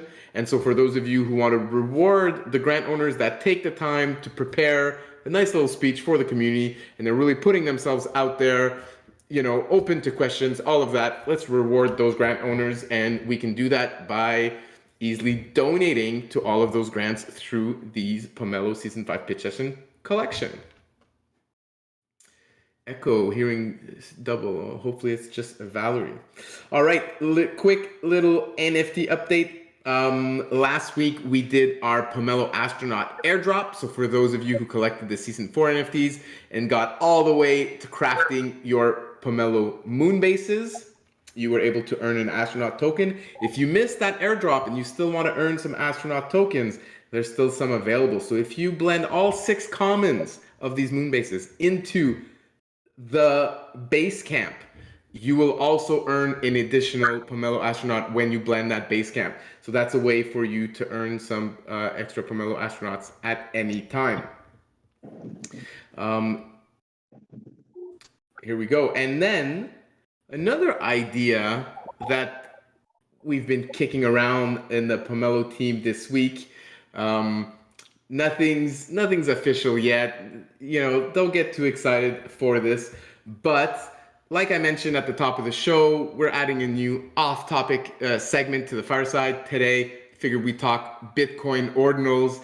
And Denis been messing around with some Bitcoin Ordinals, trying to understand how those NFTs, you know, Bitcoin Ordinals, those are NFTs on Bitcoin, how that works. He's been having some fun there. And then we've been thinking maybe it'd be nice to do a Bitcoin Ordinal mission for our Pomelo astronauts. Perhaps select some lucky astronauts, our most elite astronauts, and send them on an epic mission to go explore the Bitcoin Ordinal mysterious land that we've been hearing about. So this is a fun little activity for the EOS community that we're thinking of organizing. If you guys want to, right? So obviously, you know, in my life personally, I've promoted Bitcoin and blockchain a lot to my friends and family, etc. You know, if you ask one of my friends, like, what is Stephane all about? The top 2 answers you're likely going to hear is probably he likes Bitcoin and he likes and works with NFTs, which is very accurate. But then if they ask me a third question, like, oh, Steph, do you have a Bitcoin NFT? Right now I have to say no. And that feels very dishonorable to not be able to say yes to that question. So I've realized this week I need to mint myself some Bitcoin Ordinals. I need to have some NFTs on Bitcoin. And then at the same time, we were talking about Pomelo astronauts, sending them on a Bitcoin mission maybe. So yeah, so maybe we'll be sending some Pomelo astronauts to the Bitcoin Ordinal metaverse, see what happens. So basically, I figured, you know, obviously all of us here are fans of blockchain. Most of us here, I assume, are fans of Pomelo. We're all fans of EOS. I assume a majority are also fans of Bitcoin. So if you like all of those things and you've been kind of hearing about ordinals, you're like, should I get an ordinal or not, whatever. Well, join us on this adventure. We'll organize things for you, and we'll be able to help you get potentially one of your Pomelo astronauts minted as a Bitcoin ordinal. So details are not finalized yet. This is just kind of a fun, nerdy blockchain adventure thing that we're going to do together, and we're going to invite the community for those who want to do that with us. It's not going to be extra utility or anything like that. It's really just if you're interested in Bitcoin Ordinals, you're interested in Pomelo astronauts, maybe you want to combine those two things together, see what happens. So we'll see how that all plays out. But I would love to hear some thoughts from our Pomelo NFT collectors. I know there's a few of them in the chat right now. What do you think about this idea? Is this a good idea? Are we just wasting our time? Do you not care at all about Bitcoin Ordinals and we should just keep focusing on EOS NFTs? Yeah, would love to hear what you guys think. Actually, another question is, who owns an ordinal? So maybe we can do in the chat a +1 or what we can do. Yeah. So drop a number 1 if you own a Bitcoin ordinal. Drop a number 0 if you don't. And let's say drop a number 9 if you wish you owned a Bitcoin ordinal. And then you can change your answer for the ones who There we said go. We got 0. some zeros coming in. We got some nines coming in now. Here we go. 0999. Yeah, no one owns Bitcoin Ordinals yet. Denis minted a couple test ones recently this week, so he's got one. There you go. He's got one, but he also wants more. I like it. Actually, Denis. He is an ordinal guy. Thanks, Metro. Denis actually gave me the greatest present that anyone is ever going to be able to give me for $3. So Denis paid $3 and minted a text ordinal for me that says, "Hello, Steph." I think ordinal number 343,000 something, blah, blah, blah. He's still holding it for me because I'm a Bitcoin ordinal noob and I don't even have a wallet. Yeah, I don't even know how I can accept it yet.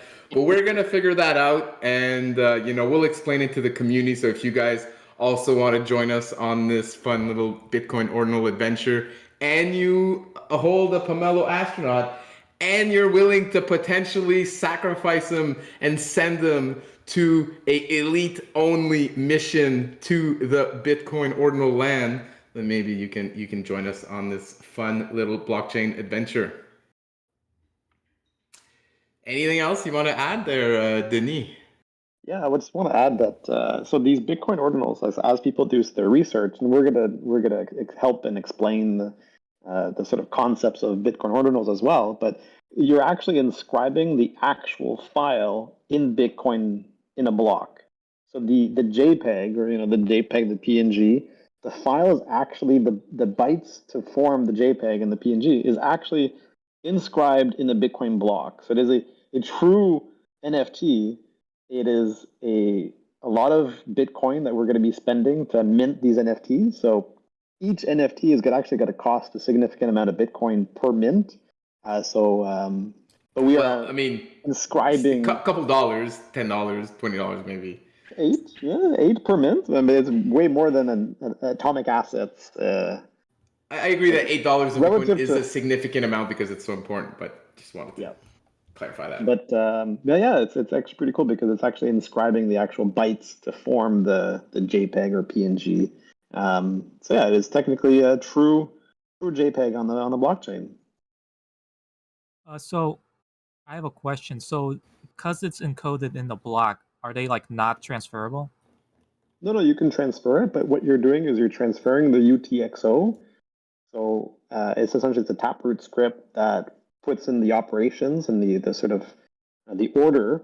And whenever you transfer an ordinal, you actually have to transfer the UTXO that was created to mint that section. So you have to use special wallets to do a transfer, because if you send a transfer and you empty out your Bitcoin account, not ordering the UTXOs, you can actually lose your NFT, because then you're just sending Bitcoin and then the miner essentially gets to keep that. So the UTXOs have to be ordered to preserve the sequence of the NFT. But as you dive deeper into the ordinal definitions, you'll dive deep into the rabbit hole of how these things work. But there's a lot of good wallets now that help you. So we'll be able to, in our explainer article, tell you which wallets to use or which ones that we would recommend. Yeah. That makes it much easier, kind of like a MetaMask or a Scatter type or Anchor. We'll lay it all out there for everyone if we decide to do this, and if people are interested in doing this with us. But let's pause the Bitcoin Ordinals talk for now. Maybe we can come back to it at the end of the show if people have more questions or want to talk more about it, because we still got a lot of EOS topics to cover today. Okay, before maybe he has to go, let's see, is Bishop still with us? Yes, Bishop's still with us. I think it's potentially almost 11 p.m. where Bishop is. I don't know, that's just speculation. But Bishop, if you want to join us, if you want to talk about the recent EOS Respect election, we'd love to hear some updates and results. Yes, hello. Hi, Stephane. Thanks for having me. Thanks for joining. My pleasure. So I'm Charles Bishop, the head of comms for EOS Support, and I'm happy to report on the EOS Respect DAO. We've had our 7th election, and so for 7 months now, EOS Respect delegates have selected the best community projects, either on Pomelo or in the wider EOS DAO. As always, with the political playoffs process. With it, funding has been distributed from the treasury to the delegates. And the EOS Respect community, as always, holds them accountable to fulfill their pledges, including the ones that extend beyond their own projects. So between all our new 6 delegates, only one of them, from EOSBs, was elected to receive funding just for themselves. All the others promised at this election to distribute funding to multiple EOS Support affiliated projects on Pomelo. As always, they have to report on the progress of those they donate to. And so far, after each election, it has been for us an improved accountability at each election and more trust between the participating projects and our community. Our hope is that with this newly created transparency between our public goods, it will be beneficial to the EOS Netcode DAO in the long term. And so specifically for this 7th election, regarding the donations of the delegates, as per the Pomelo rules, they cannot donate to their own projects there. In EOS Respect, they instead chose, to leverage Pomelo and its correlative funding to empower and donate to other projects across the EOS community. In the end, the funds were allocated to EOS Synergy, the Recaps by Lenny, To the Moon Marketing, EOS Turkey, ADEX, New Chat, and the Defibox IBC grant. So big shout out to all of them. Several delegates also, including Veronica Diaz, which is our newly elected head chief, chose to give funding to one grant in particular, and that is EOS Audit. That's because at this election, the EOS Respect community very much saw that it needed to empower those in charge of auditing the projects. The available information on them is needed for us to efficiently vote and reach consensus, of course. So at the end, the progress for EOS Respect, after 7 months, we now have 27 projects affiliated with EOS Support that our community can donate to and elect. So overall, the elections were a success. We're very happy with the results. We reached consensus on all the delegates and the donations. And if you want to support, all the community picks public goods that I have just mentioned, you can find them now on Pomelo. Many of them will be present also at the next Pomelo pitch session, as you said, with Martin on Thursday, if you want more information. And if, you yourself or you're in contact with an affiliated project that will become affiliated with your support and your Respect, please tell them to send an application to contact@eosupport.io or reach out to us anywhere on our website, eosupport.io as well. And that was all for the 7th election. So very much happy with the results. The community has been growing a lot, and we're hoping to do so much more for the EOS community. Show of transparency and accountability for our public goods. Excellent. Did you name the winners? I'm not sure if I missed it at the start of your speech. Yes. So we've had 27 projects affiliated with EOS Respect so far. They're all in a single collection you can find on Pomelo. If you want to see who is exactly affiliated with us, that shows transparency because we report on the projects. If a project that is in EOS Respect that is affiliated with us doesn't comply anymore with the reporting rules, etc., we can then unban them. And you can find them on Pomelo. And these were exactly, as I mentioned, let's see the list. We have EOS Turkey, To the Moon, the Recaps by Lenny, of course. We have EOS Synergy, ADEX, New Chat, and the Defibox IBC grant, including also EOS Audit. These were all the grants chosen by the delegates, and that will be receiving funding for their work and also, to report on them as well.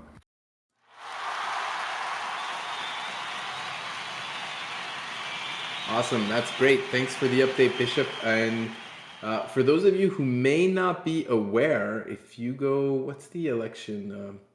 What's the portal link? Let me see here. I know I've got it somewhere. Yeah, and to answer the question by Tony in the chat, is it a similar process to Eden? That's exactly the case.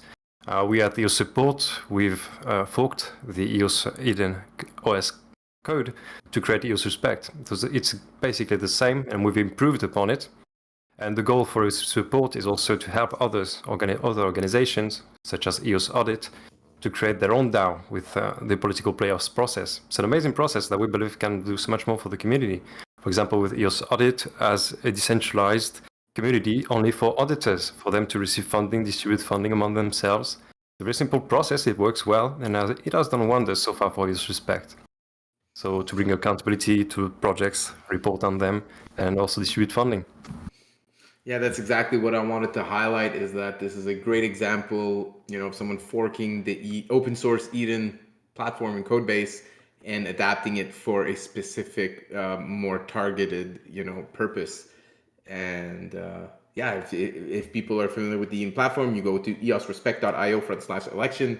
You'll feel right at home, as of course the design is very similar. All right, great. Bishop, thank you for joining us, and thank you for giving us that update. My pleasure. Thanks for having me. All right, excellent. Next up, we're talking EOS Community Poker Tournaments. The third edition is coming up at the end of the month, March 26th. Mark your calendars. 8 p.m. Eastern, 100 UTC. The time is late in the day. Sorry for our Euro friends. It may be a bit late for you, but like Martin said, if you're coming back from the bar, it's like 1, 2 a.m. Perfect time to play a bit of poker with your EOS friends.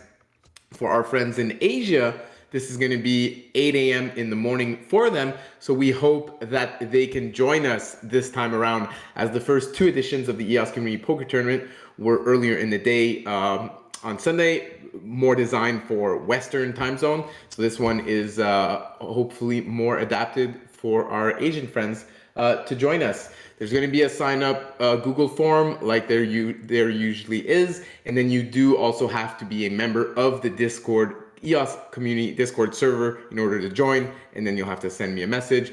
The same routine that we've been doing now for the other ones. All that's going to be explained. So keep your eyes out for some more promotion on that on Twitter and social media, etc. And book the date already. Tell your family and friends Sunday evening, March 26th. You're not available because you'll be playing poker with all of your EOS friends.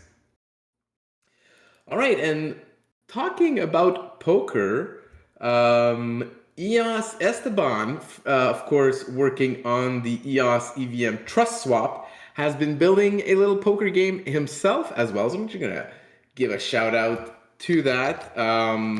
So when EOS EVM goes live in early April, this is likely going to be one of the first applications deployed on there, and we can all kind of try out the EOS EVM with a game of poker that I've been helping design, and Esteban as well, and a couple of others in the chat have been kind of helping design as well. We're going to call it Fast 5 Poker. There's 5 cards. They're all up cards, and it's kind of like a variation on 5 card stud. We can play for free right now. I shared the link here in the chat. Esteban shows a very relevant graphic to Fast 5 Poker where all your cards are exposed to your opponent at all times. But it's fun, and it really showcases how fast the EOS EVM can be. So join up there. And also, if you do join the Telegram channel, there's a airdrop right now that you can qualify for if you /airdrop me when you join the channel. I think it's the first 300 people that join the Telegram channel are going to share 1% of the supply of Trust Swap tokens. So definitely worth the time to just click on over to the Telegram channel and register for that airdrop. Esteban can correct me if I got any of those details wrong, but I think that was pretty precise. All right, next up, another quick hitter here. Quick short story, Node Operator Roundtable from EOS Support. They're publishing these articles bi-weekly. And so the latest one just came out earlier today or yesterday and recaps the two latest Node Operator Roundtables. So the Node Operator Roundtables are weekly meetings. They're recorded. They're published on YouTube. They last about an hour. Maybe you don't want to watch an hour. Maybe you just want to read the recap, which EOS Support provides. So you can check that out, linked in the voice chat here. We're at 75 joining at the moment. 75 people in the EOS Fireside chat. What's up? Love to see the participation. Yeah! baby, yeah. Baby. What's up, Patrick? All Stephane? right. Yes, Hello, Patrick. Stephane. Hello, How are you doing Stephane. today? I have something to announce. I am going very well, my friend. I put here into the chat, don't miss this beauty coming. I just put again and again. That's the next workshop coming on March 23rd. And you see the poster. We have, I go into any one order. We have a CTF update number 2 with Vlad, an EOS Bis update number 5 with Jesse Jaffe, an NFTs Pomelo Astronaut and more with Martin Breuer, a Kamazote collective DAO with Gabriel Shaw for the first time interviewed, an Hidden Fractal update number 5 plus Albedo update with Tadas Beitikunas, Dancing Joy, and Vlad. And we have for the first time an EOS Digital Extended Networks first episode with CAC. All that published on March 23rd at 15:30 UTC. You have just to subscribe to the Nova Crypto YouTube channel to not miss the video when they comes up. And it's all about Web3 interoperability collaboration on Antelope networks. You see the little guy jumping from one network node Antelope to another one network Antelope node.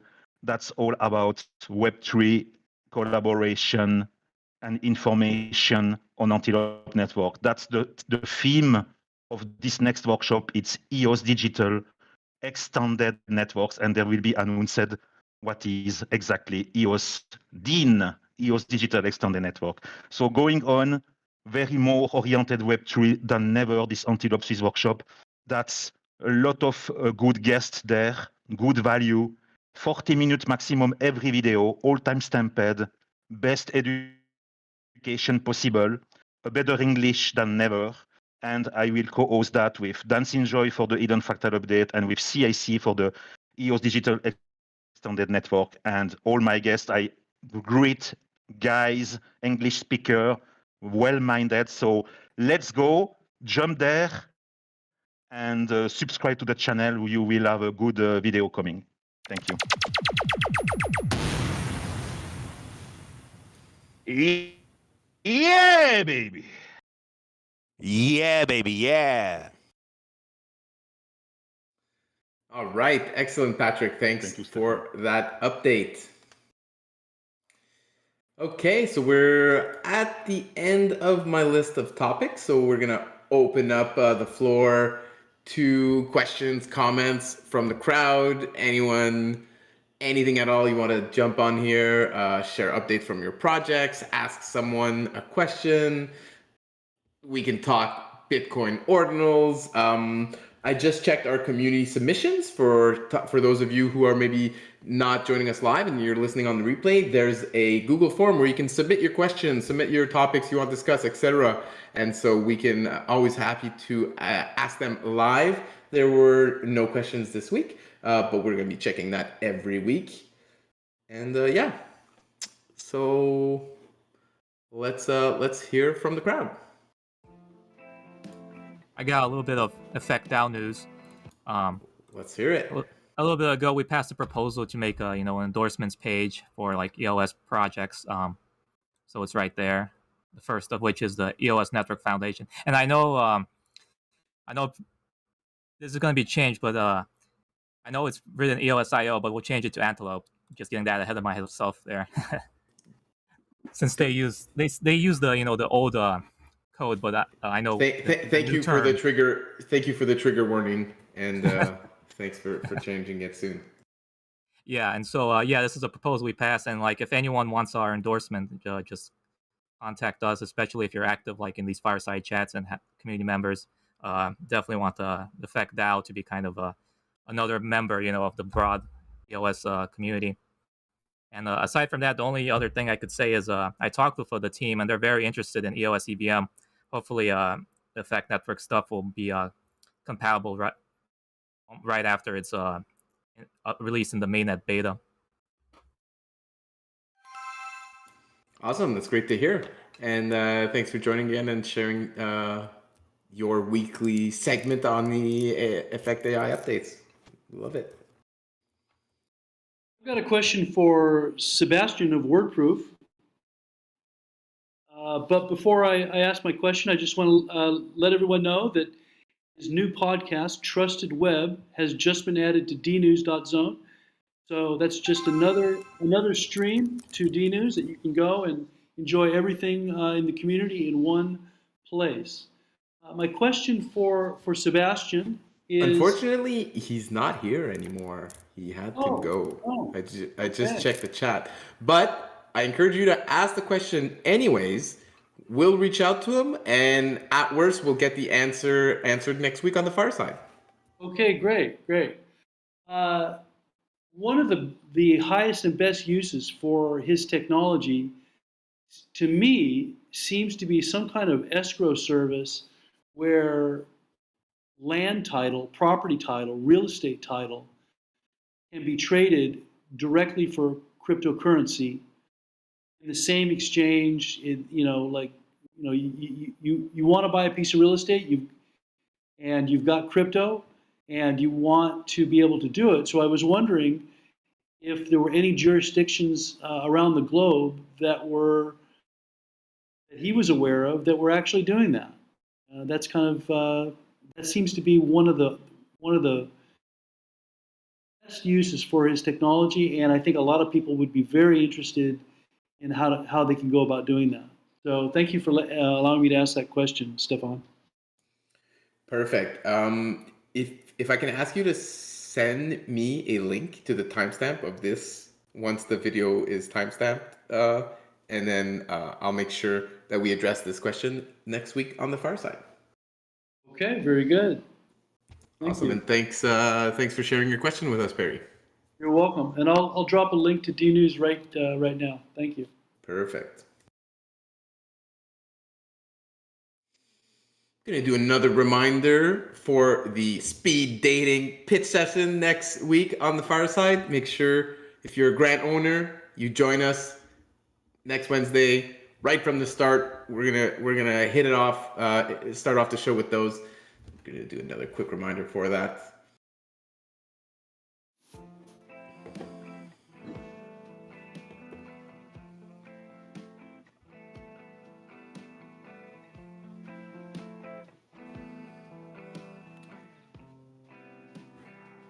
Anyone else want to talk Bitcoin Ordinals, or is it just me? I've got a question about how they affect Bitcoin in general. Okay, how does that, if that became a thing and became very popular, it did. Does anybody? It did, and so the impact that people cry about is that these Pomelo astronauts that we may inscribe into the Bitcoin blockchain, they're going to take up some room, 50 kilobytes, 10 kilobytes. I don't know exactly how big it's going to be, but now instead of just having the data of transactions on the Bitcoin blockchain with Taproot, which is the recent upgrade, and some other tech stuff I'm not too familiar with. Now you can add additional data to your transaction. And so people are inscribing the instructions for a text file or the instructions for a graphic file, etc., within their transaction on the Bitcoin block. So the space for Bitcoin, the cost for including your transaction in a Bitcoin block these days is higher than, let's say, 3 months ago, because there's more people using up more space on the Bitcoin blockchain. So people are saying, hey, this is creating bloat on the Bitcoin blockchain. The blockchain is becoming bigger and bigger, faster and faster, and that would perhaps lead to more centralization, because now it's not possible to run a full Bitcoin node yourself unless you've got, a huge hard drive. Right now, I think it's like 400 gigs, 500 gigs for the full Bitcoin blockchain. And this number is going to grow faster now that people can inscribe text files, image files, etc., directly on the Bitcoin blockchain. So one block is maximum size 4 megabytes. There have been some ordinals that have been minted that are kind of maximum size. They take up the full block. And I think that would cost a couple $100 if you were to use up the entire block space on a Bitcoin block. I don't know if that answers your question, Perry. It does, but it kind of begs the question: is that where we want to go? I'm not sure. One of the bigger trends that this is highlighting to me is that there's more and more momentum for building on Bitcoin, right? So now this Ordinal app was developed by, I don't know who exactly. It's an open source protocol. The Ordinal protocol is not taking any cut or is not making any profits on this. It's really just kind of a tool to allow you to inscribe images or whatever else you want on the Bitcoin blockchain. And then, using those rules, you can kind of visualize what that is. And now there's a bunch of marketplace popping up. I think it's good that people are building more stuff on Bitcoin. I think this is going to make other devs realize like, hey, we can build on Bitcoin. Maybe we should be building this, blah, blah. For example, Bounty Block, my favorite social media contest tool, which I'm sure you all are familiar with, recently did a sick upgrade, actually. Let me find that tweet because they added a lot of functionality to their app, including rewarding people for holding a Bitcoin Ordinal. So this is just another example of some devs that are now like, oh, maybe we should, build on Bitcoin a bit. And in my opinion, the more people build on Bitcoin, the more other people are going to build on Bitcoin. And I think it's good that there's higher demand for block space. I think it's good that there's new fun things to do on Bitcoin. And so, and I think whatever's good for Bitcoin is, by association, good for the rest of the blockchain space. So I'm super, super happy and excited about these Bitcoin Ordinals. Maybe it's just a fad. Maybe it'll all blow over in a couple months and no one will care anymore. It's possible. Who knows exactly how this is going to play out. But my feeling is that this is not a fad, and this is actually, a space that's going to continue to grow. So about Bounty Block, I just shared the tweet here in the chat. Here are some of the new features and enhancements that Bounty Block released this week. Hold BTC Ordinals task. Other tasks include like a tweet, quote retweet with a keyboard, upload photo videos with keyboard, MailChimp integration, Reddit task to sub to a subreddit, upload GIF as contest graphic for the Bounty Block contest.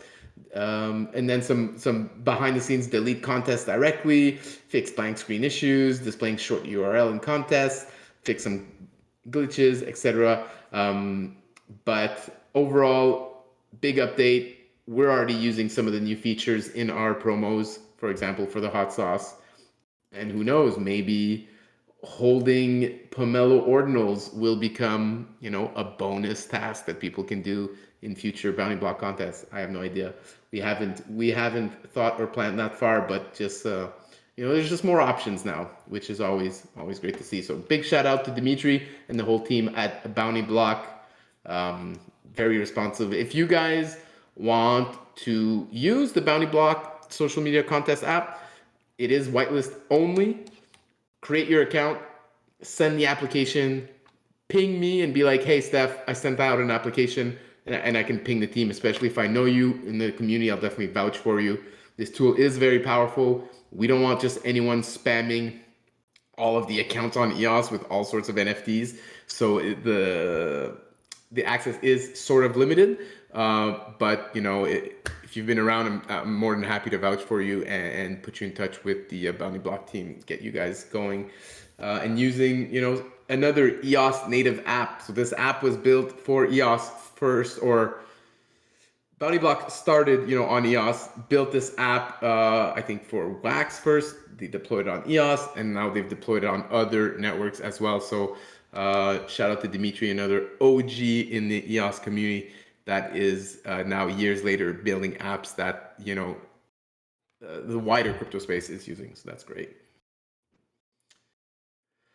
I see Patrick is on the Ordinal hype train. He wants me to give him an Ordinal. I wish I could, Patrick, but I don't even know how to hold one yet. That's first step for me, and then maybe I'll be able to transfer some to friends.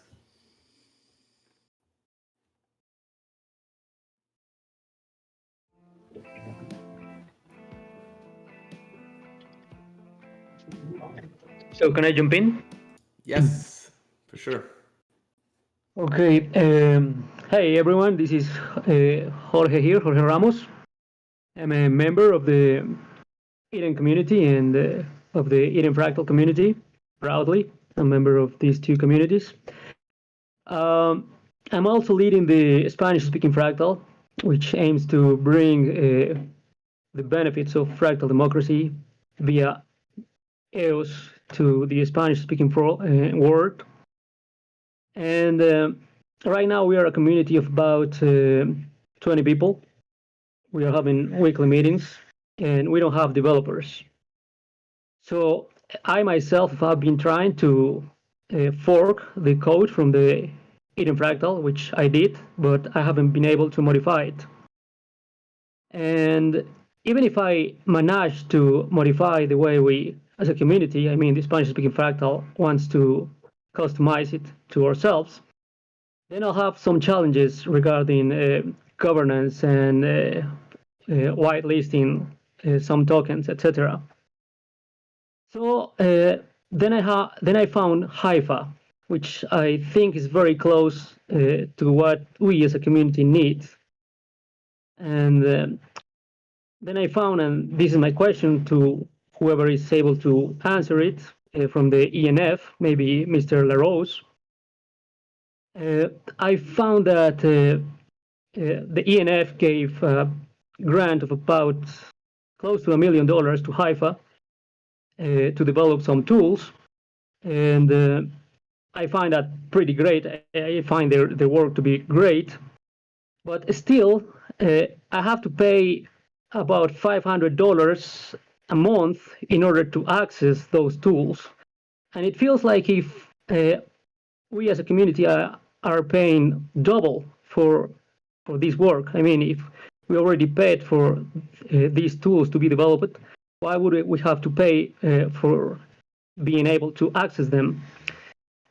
So I like to propose some kind of benefit for us as a community, maybe a stake in some EOS, or maybe having some free, like some number of free DAOs to be able to create it in Haifa for people like us who are members, long-time members of the community, who are probably on developing countries or who have an already established community.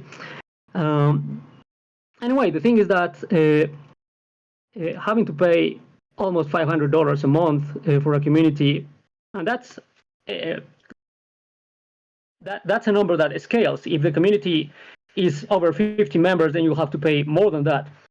For tools that should be on the public domain, feels like some negotiations that can be improved. Thank you.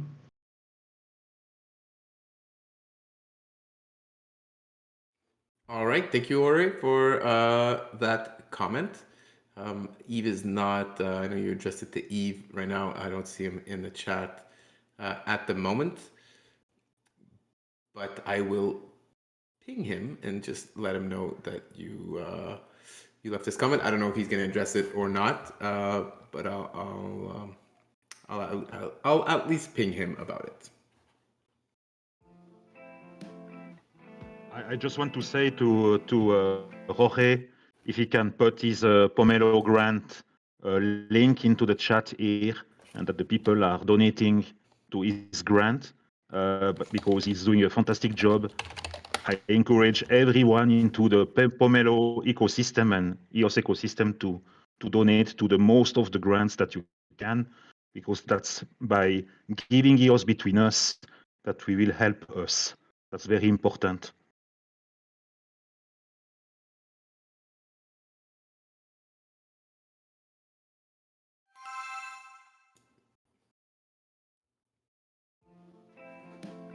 Yeah. Yeah, hey everybody, this is Dan Sangjoy, and I kind of want to second that and say, well, first off, hope everybody's doing a great day. Go EOS, great to see all the awesome progress. And then, yeah, as Patrick said, there's great Pomelo grants and great to support each other. And I also want to just give a big shout out to Jorge too. It's great to hear from Jorge on the Fireside chat. He's been doing amazing work with the Spanish speaking fractal and also at the Eden fractal, sharing a bunch of super inspiring speeches too. So super cool to hear from you, Jorge. And then one thing regarding your question that you asked about access for Hypha tools for all communities. So as far as I'm aware, the Eden community has free access to the Hypha tools and all the Hypha tools. Although I don't know if that's specifically like the entire Eden community, or if that's just the Eden on EOS Genesis Eden, or that includes Eden Fractal and Spanish Fractal and so forth. So that's something I'd be curious to hear more about as well. And so it's a good question. I'm looking forward to hearing a clarification from Eve or whoever else, or perhaps from the Hypha team themselves. But yeah, looking forward to hearing that. But mostly just want to say thanks for all the great work, Jorge, doing amazing. And then thank you, everybody. Go EOS.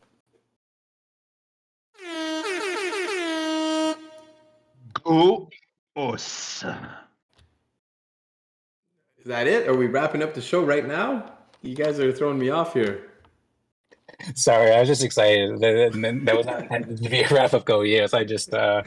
That's just the bonus. Go EOS. All right. It's just I like a bonus. We're saving up the real ones for later. Okay. I like it.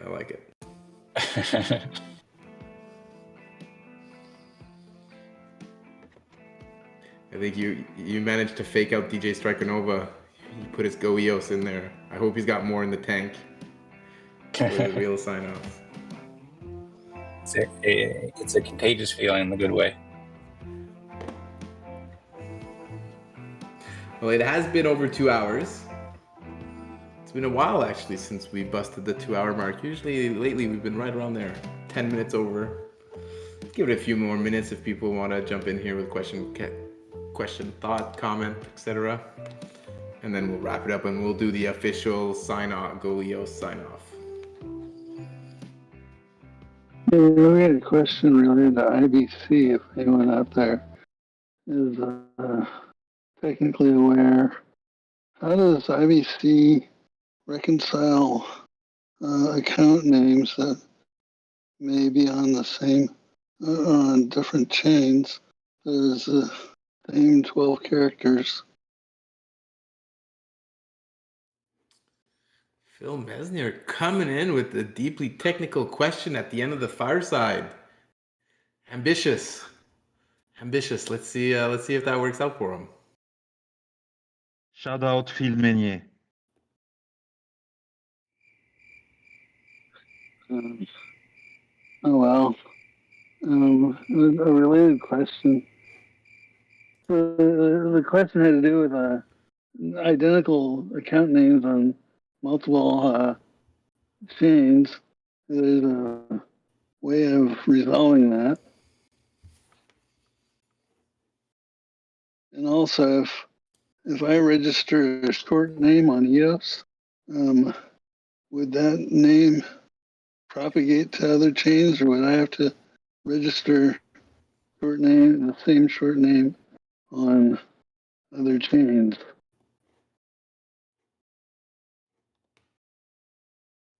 Maybe Denny can keep me honest here. Daniel here. I don't think that's the intent of IBC. It's when you create an account, you're not automatically having accounts created on all the supported chains. It's more of a mechanism to be able to transfer between chains or do an action on one chain knowing what the state is on another chain. Doesn't necessarily mean you have to have the same account on each of these chains.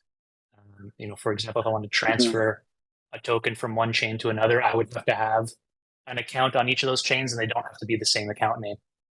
Maybe Denny can keep me honest or add some more detail to that. Yeah, that's exactly it. And the reason that you're doing the other chain, let's say like you're sending tokens from EOS and you're sending tokens to Wax, the on-chain on the Wax is not necessarily to prove that you have the recipient. It's to prove the IBC transfer event happened on EOS. So you can technically, as long as you can prove, like the IBC technologies, As long as you can prove that an event happened on chain A, then on chain B, you can prove that action on chain A happened.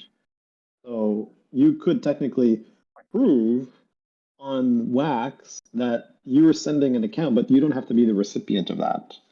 So yeah, I think it's like Daniel was saying, you don't have to have an account on all the chains. So if you're trying to send, if you have a specific name, you will have to make sure you have the other name on the other side, or you pick a different name, right? You can choose a different 12 character or a premium name. It doesn't have to match one-to-one exactly. Okay. Thanks. One last thing. The dog in my picture was Chloe, and she passed away, so that's a memorial. Anyway, that's all. Thanks. You caught me off guard here. I've got no good sound effect for you, but sorry to hear about your cat. Hopefully you can win the third EOS Community Poker Tournament and dedicate the win to your cat. Right, dog, not cat. Sorry, The evil dog. cats are still. I have two evil cats that are still alive. Ay. I messed that one up bad.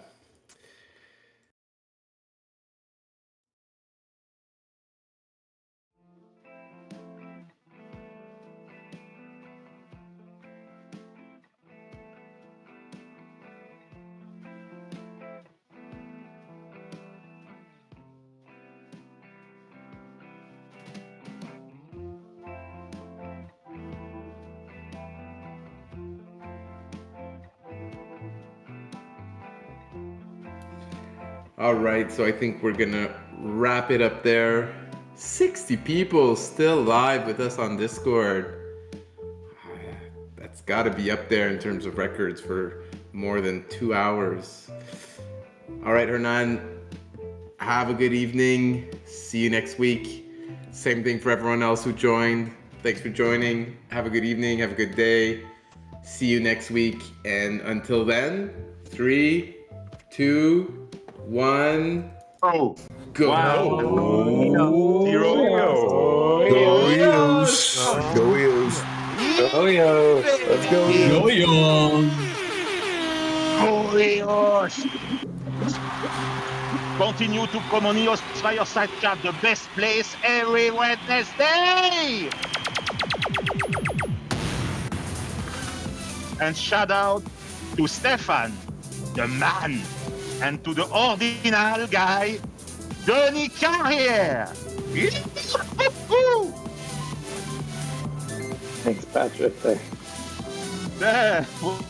Welcome, Denis, welcome. Send me some ordinals when you have time. We will. We'll send you some for sure. Yeah, I have to study. I have no idea what it is.